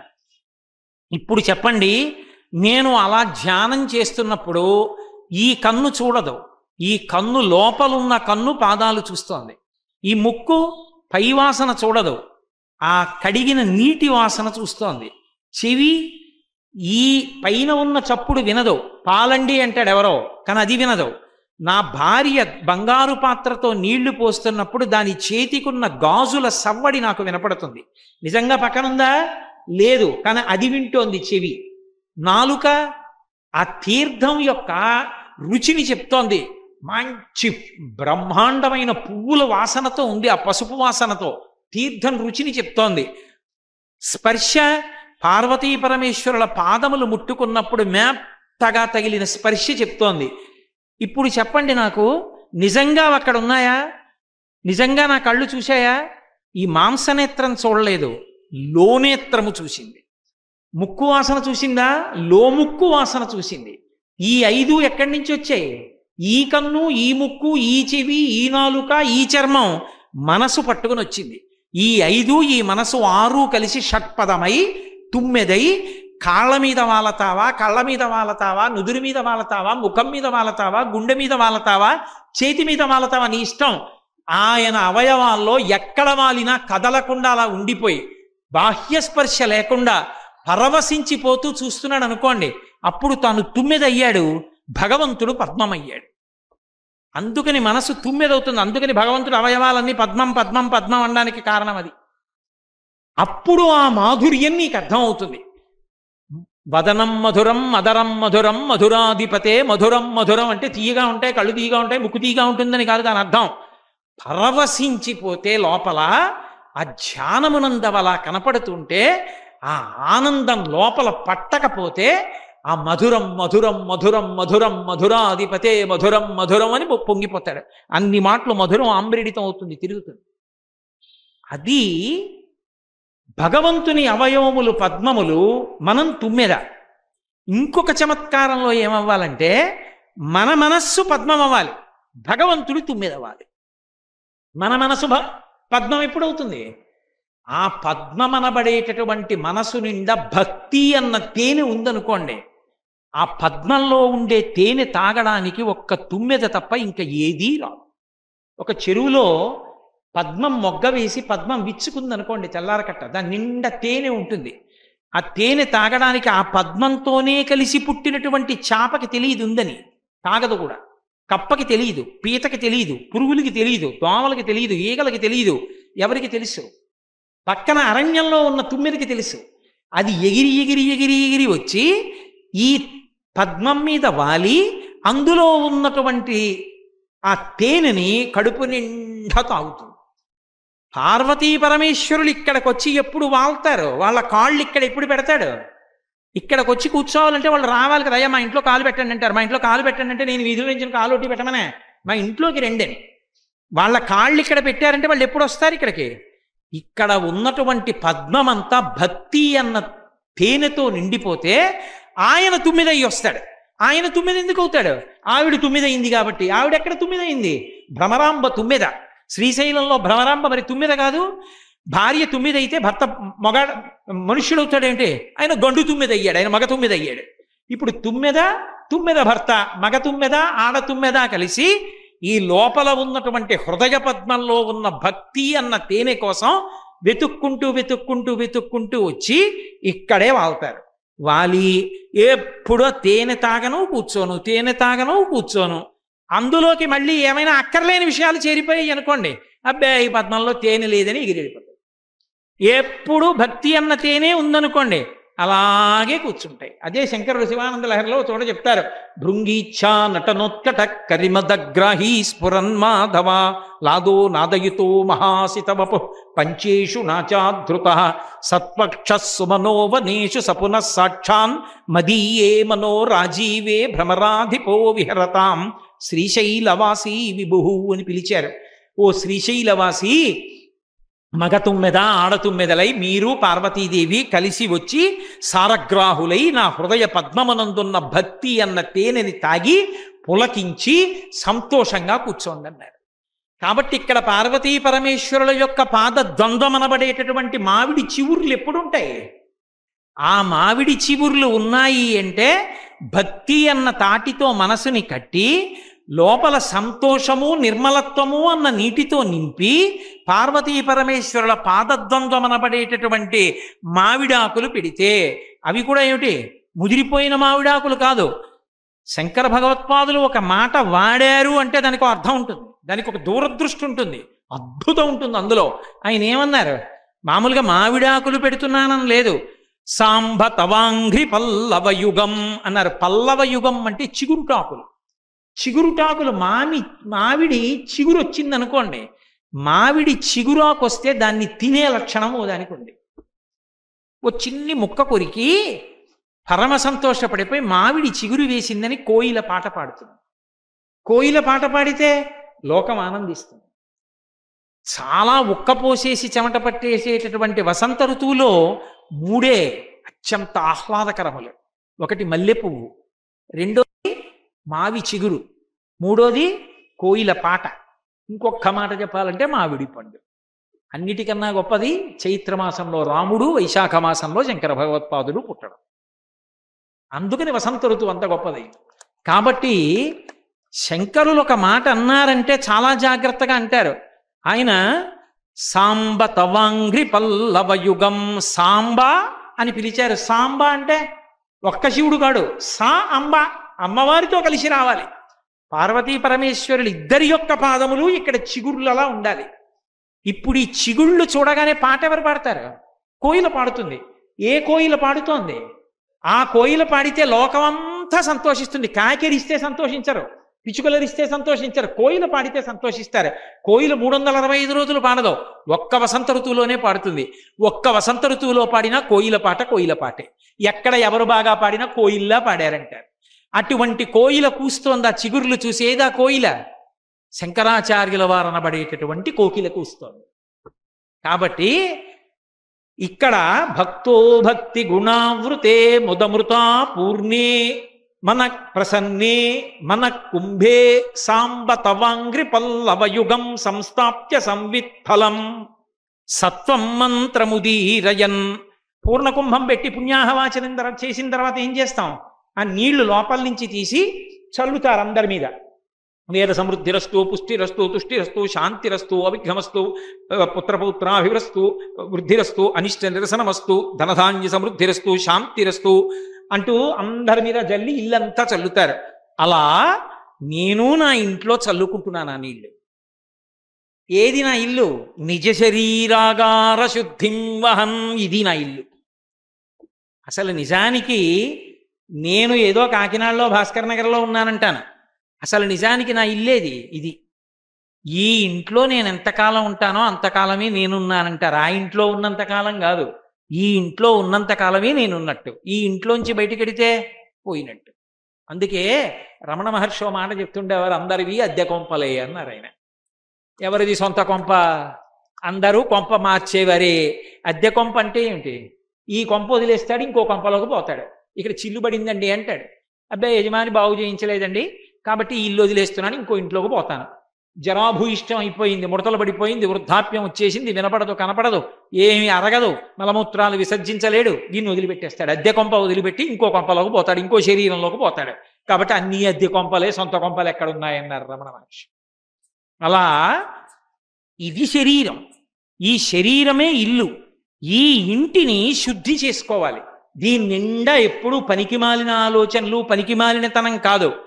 ఈ శరీరము ఎప్పుడూ శుద్ధి పొంది ఉంటే, ఇందులోంచి మంచి ఆలోచనలు వస్తే, ఇది దేనికి పనికి రావాలి? శుద్ధమైన ఇల్లు దేనికి పనికొస్తోంది? పెళ్లి చేయడానికి పనికొస్తోంది. పెళ్లి చేసే ముందు కదా పుణ్యాహవాచనం చేశారు. ఇక్కడ కూడా పుణ్యాహవాచనం ఎప్పుడూ చేస్తూ ఉంటాను. ఎందుకు? ఎప్పుడూ పెళ్ళుంది. ఇవాళ పెళ్ళయింది, రేపు పెళ్ళవుతుంది, ఎల్లుండి పెళ్ళవుతుంది. ఇది ఎంతకాలం ఉంటుందో అంతకాలం రోజు లోపల కళ్యాణం ఉంటుంది. కళ్యాణం అంటే కళ్యం సుఖం అనయతి ప్రపయతీతివా కళ్యాణం అని. ఏది సుఖాన్ని ఇస్తుందో అది కళ్యాణం.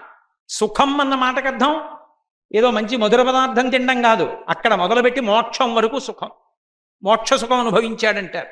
ఇక కామకోటి అంటారు. కామకోటి అంటే ఏ కోరికకైనా హద్దు ఆ పార్వతీ పరమేశ్వరులే తీర్చగలరు తప్ప అన్యులెవ్వరూ ఆ కోరికలు తీర్చగలిగినటువంటి సమర్థులు కారు.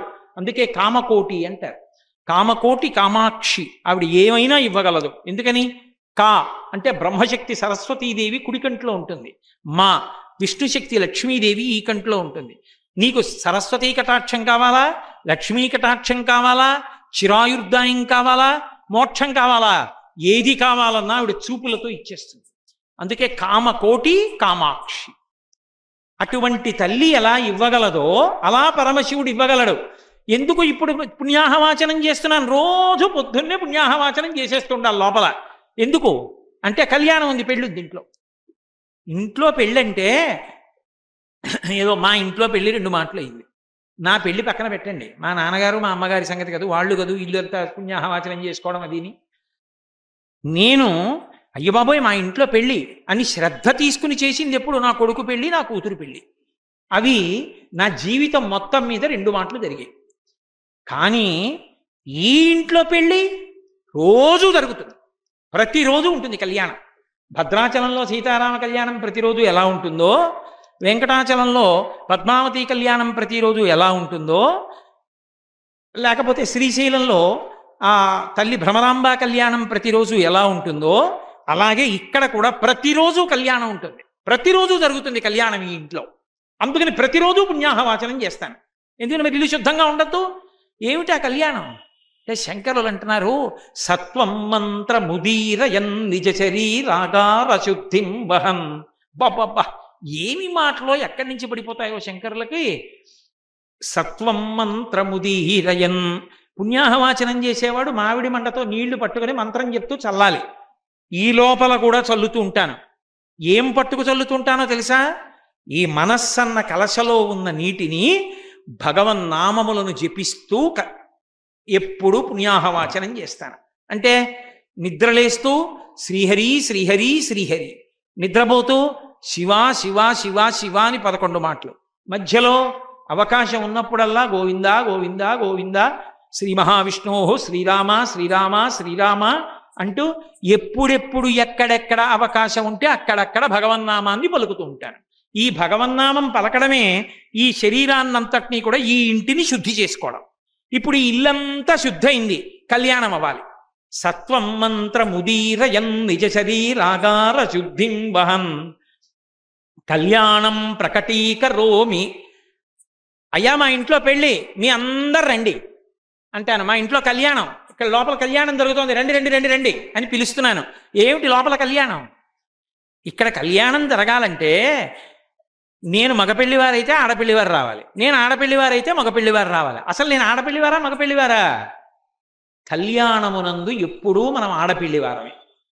ఇంట్లో పెళ్లి చేస్తే మగపెళ్లివారు ఆడపిల్లివారు అని ఉంటారు. కాబట్టి కళ్యాణం చేసేటప్పుడు ఎవ్వరూ మగపెళ్లివారు కారు. జీవుడు ఎప్పుడూ ఆడదంతో చెప్పబడతాడు. జీవుడు ఆడది కాబట్టి భగవంతుడితో చేరిపోవాలి. భగవంతుడు ఒక్కడే పురుషుడు. పతిం విశ్వస్యాత్మేశ్వరగం శాశ్వతగం శివమచ్యుతం. జీవుడికి పరమాత్మకి భేదం ఉంటుందని కాదు, రెండు కలిసిపోయాయన్న సత్యం, అభేదం అన్న సత్యం తెలియడమే కళ్యాణం. జీవ బ్రహ్మైక్య సిద్ధికి కళ్యాణం అని పేరు. కాబట్టి ఇప్పుడు మా ఇంట్లో పెళ్ళుంది, రండి రండి రండి రండి అని పిలుస్తున్నాను. ఎవరు రావాలి ఆ పెళ్ళికి? ఇక్కడ ఉన్నది ఎవరు? నా బుద్ధి అన్న ఆడపిల్ల, నా బుద్ధి అన్న నా కూతురిని పుచ్చుకోవడానికి ఎవరు రావాలి? పార్వతీ పరమేశ్వరులు రావాలి. సాధారణంగా పిల్లనిస్తే పెళ్ళి కాని వాడికి ఇస్తాం. ఇక్కడ నా శంకరాచార్యులు వారు చోట చెప్పుకున్నారు, నా బుద్ధి అన్న కన్యనిస్తానన్నారు. బుద్ధి అన్న నా కూతుర్ని ఎవరికి ఇస్తాను? పార్వతీ పరమేశ్వరులు ఇద్దరికీ ఇచ్చేస్తాను. మరి అదేంటి పెళ్ళైన వాడికి ఆడపిల్లనివ్వడం ఏమిటి అంటే, భార్యగా కూర్చోవడానికి కాదు, వాళ్ళిద్దరి పాదాలు పట్టుకుని సేవించడానికి, వాళ్ళలో కలిసిపోవడానికి, జీవబ్రహ్మైక్య సిద్ధికి. పుణ్యాహవాచనం అంటే చేస్తాను కానీ పెళ్లివారు రావద్దు. ఇన్ని చేసినా వాళ్ళు రాకపోతే కళ్యాణం ఎక్కడి నుంచి జరుగుతుంది? అందుకని పుణ్యాహం ప్రకటీకరోమి రుచిరం కళ్యాణమాపాదయం. నేను పుణ్యాహవాచనం చేశాను శంకరా అని నేను పెద్దగా పిలుస్తున్నాను. అంటే ఇప్పుడు ఎవరు రావాలి? పెళ్లివారు రావాలి. పార్వతీ పరమేశ్వరులు ఇద్దరు వచ్చి ఇక్కడ కూర్చోవాలి. కూర్చుని పిల్లని పుచ్చుకోవాలి. కన్యాదానం ఆయన పుచ్చుకుంటే కదా పెళ్లి పూర్తవుతుంది. నేను ఇస్తానంటే మాత్రం పెళ్ళి ఎక్కడవుతుంది? కాబట్టి మా అమ్మాయిని కన్యాదానం పుచ్చుకొని కళ్యాణం అవ్వాలి. ఇప్పుడు పార్వతీ పరమేశ్వరులు ఇద్దరు లోపల కూర్చుని నా బుద్ధి అన్న కన్యని, నా కూతుర్ని పుచ్చుకుంటే కళ్యాణం పూర్తయిపోయింది, జీవబ్రహ్మైక్య సిద్ధి. కాబట్టి వెంకటాచలంలో ప్రతిరోజు మధ్యాహ్నం పద్మావతి కళ్యాణం జరిగినట్టే ఇక్కడ కూడా రోజు కళ్యాణం ఉంటుంది, రోజు కళ్యాణం జరుగుతుంది. పెళ్లివారిల్లు అని ఏడాదిలో ఎప్పుడో ఒక మాట 2 మాటలు అంటారు. ఇది ఎప్పుడూ పెళ్లివారిల్లే, ఎప్పుడూ హడావిడే. పొద్దున్న కాత్యాయని వ్రతాలు, సాయంకాలం ప్రవచనాలు, వచ్చేవాళ్ళు వెళ్ళేవాళ్ళు, ఎప్పుడూ కళ్యాణమే. కళ్యాణం కాంతి ఎప్పుడు అంటే, అలా కళ్యాణం కావడానికి కావలసిన యోగ్యతా సిద్ధికి బయట కాదురా పుణ్యాహవాచనం, ఇక్కడ చేసుకోవడం నేర్చుకో. బయట కుంభం పెట్టావు, ఇంటి మీద చల్లావు, మీ మీద చల్లావు, నీ వాళ్ళ మీద చల్లావు, బాగుంది. కానీ అసలు నీళ్ళనబడేటటువంటి నీ శరీరాన్ని శుద్ధి చేసుకోవడానికి లోపల పూర్ణ కుంభాన్ని ఎలా పెట్టాలో శంకర భగవత్పాదులు మనకి నేర్పారు. అప్పుడు జీవబ్రహ్మైక్య సిద్ధి కళ్యాణం అవుతుంది. ఆ కళ్యాణం అయితే మన ఇంట్లో పెళ్ళయిందనుకోండి, ఆడపిల్లని వెళ్ళి రామ్మ అనం, ఆడపిల్లని ఆశీర్వచనం చేయకూడదు అలాగా. పెళ్ళైన పిల్ల పుట్టింట్లో ఉందనుకోండి, ఏదో గురువుగారు వెళ్ళారు, గురువుగారు నమస్కారం అండి, ఇవాళే బయలుదేరుతున్నాను అత్తవారింటికి, మా ఇంటికి అంటుంది, మా ఇంటికి ఇవాళ బయలుదేరుతున్నాను. చాలా కాలానికి వచ్చావమ్మా, 5 ఏళ్ళయింది నువ్వు వచ్చి, వెళ్ళిరా తల్లి అనకూడదు. పెళ్ళైపోయి వెళ్ళిపోతున్న పిల్లకి ఎప్పుడు ఆశీర్వచనం చేసినా ఒకటే, వెళ్ళిపో అమ్మ. అది అక్కడే పండిపోతుంది అమ్మాయి. కాబట్టి వెళ్ళు అనాలి తప్ప వెళ్ళి రా అనక్కర్లేదు. ఏదో పుణ్యకార్యం ఉంటే మళ్ళీ వస్తుంది ఒకసారి. అక్కడే ప్రధానం, అక్కడే ఉండాలి ఆమె. అక్కడ ఉండి భర్తకి శాంతి స్థానం కావాలి. అసలు అది విడిచిపెట్టడం ఒక్క క్షణం కూడా ఆమెకి ఇష్టం కాకూడదు. కాబట్టి పిల్ల వెళ్ళిపోతుంది కాబట్టి వివాహంలో పిల్ల వెళ్ళిపోవడమే ప్రధానమవుతుంది. అలాగే ఆశీర్వచనం కాదు. అందుకే కాదు కొంచెం దిగులు. ఎప్పుడో ఒక్కసారి పెళ్లివారి ఇల్లు, పిల్ల వెళ్ళడం. ఇక్కడ రోజు బుద్ధిని ఈశ్వరుడికి ఇచ్చేస్తుంటాం. ఎందుకని ఎప్పుడు గాడి తెప్పిపోతుందో ఇవ్వకపోతే. రోజు ఈశ్వరా నువ్వు పుచ్చేసుకో, దీనికోసం పుణ్యాహవాచనం చేసుకుంటున్నాను. కాబట్టి భక్తో భక్తి గుణావృతే ముదమృతా పూర్ణే ప్రసన్నే మన కుంభే సాంబతవాంగ్రి పల్లవయుగం సంస్థాప్య సంవిత్ఫలం సత్వం మంత్రముదీరయన్ నిజ శరీరాగార శుద్ధిం వహన్ కళ్యాణం ప్రకటీకరోమి రుచిరం పుణ్యాహం ప్రకటీకరోమి రుచిరం కళ్యాణమావాహయన్ ఆపాదయన్. ఈశ్వర కళ్యాణము జరుగుగాక. ఎప్పటికైనా నా జీవితం అలా ముగిసిపోవాలి తప్ప మళ్ళీ పుట్టి మళ్ళీ చచ్చి మళ్ళీ చచ్చి పునరపి జననం పునరపి మరణం పునరపి జనని జఠరే చైనం ఇహ సంసారే బహుదుస్తారే కృపయాపారే పాహిమురారే. ఎప్పుడో ఓసారి ఇంట్లో పుణ్యాహవాచనం చేయడం, ఇంట్లో నీళ్లు చల్లుకోవడం, మళ్ళీ తెల్లారు లేచిన దగ్గర నుంచి పనికి మాలిన ఛానల్స్ అన్నీ పెట్టి అక్కర్లేనివి వింటూ ఉండడం, పనికి మాలినవి చూస్తూ ఉండడం, అక్కర్లేనివి మాట్లాడుతూ ఉండడం, ఇంట్లో వాతావరణం పాడు చేసుకోవడం కాదు. ప్రతిరోజు పుణ్యాహవాచనం అంటే ఆ ఇల్లు శుద్ధిగా ఉండాలి. రోజు శుభకార్యం జరగాలని కోరుకున్న యజమానైతే చేస్తాడు. రోజు శుభకార్యం జరగడం అంటే మాటలా ఇంట్లో. ఇక్కడ రోజు శుభకార్యం జరుగుతుంది, కళ్యాణం జరుగుతుంది. అంటే ఇప్పుడు ఈ ఇల్లు ఏమైంది? పార్వతీ పరమేశ్వరుల యొక్క కళ్యాణ వేదిక. ఇక్కడే రోజు కళ్యాణం జరుగుతుంది. అప్పుడు ఇది ఏమవుతుంది? ఈశ్వరుడి యొక్క కళ్యాణ స్థానం ఇది చిట్ట చివర ఏమైపోతుంది? ఈశ్వరుడికి చెందినదై ఈశ్వరుడితో మమేకమైపోతుంది. అంటే ఆయనలో కలిసిపోవాలన్న కోరికని శంకరులు మనం ఎలా బతికి ఎలా మంచి పనులు చేస్తూ మనసుని ఎలా సంస్కరించుకొని ఎంత అందంగా జీవన పదంలో నడవాలి అన్న విషయాన్ని మనకి ఉపదేశం చేయడానికి ఆచార్య స్థానంలో కూర్చుని మీరు ఇలా బతకండి అంటే, మేం బతకడం ఏంటి, పెద్ద మీరున్నారేంటి అంటామేమోనని ఆయనకి అలా చెప్పవలసిన అవసరం లేకపోయినా తన మీద పెట్టుకుని నేను పూర్ణకుంభం పెట్టుకుంటున్నాను, నేను పుణ్యాహవాచనం చేసుకుంటున్నాను, నేను కళ్యాణం చేసుకుంటున్నాను, నా ఇల్లు శుద్ధి చేసుకుంటున్నానని శంకర భగవత్పాదులు తన మీద పెట్టుకున్నారు. ఎందుకు పెట్టుకోవడం?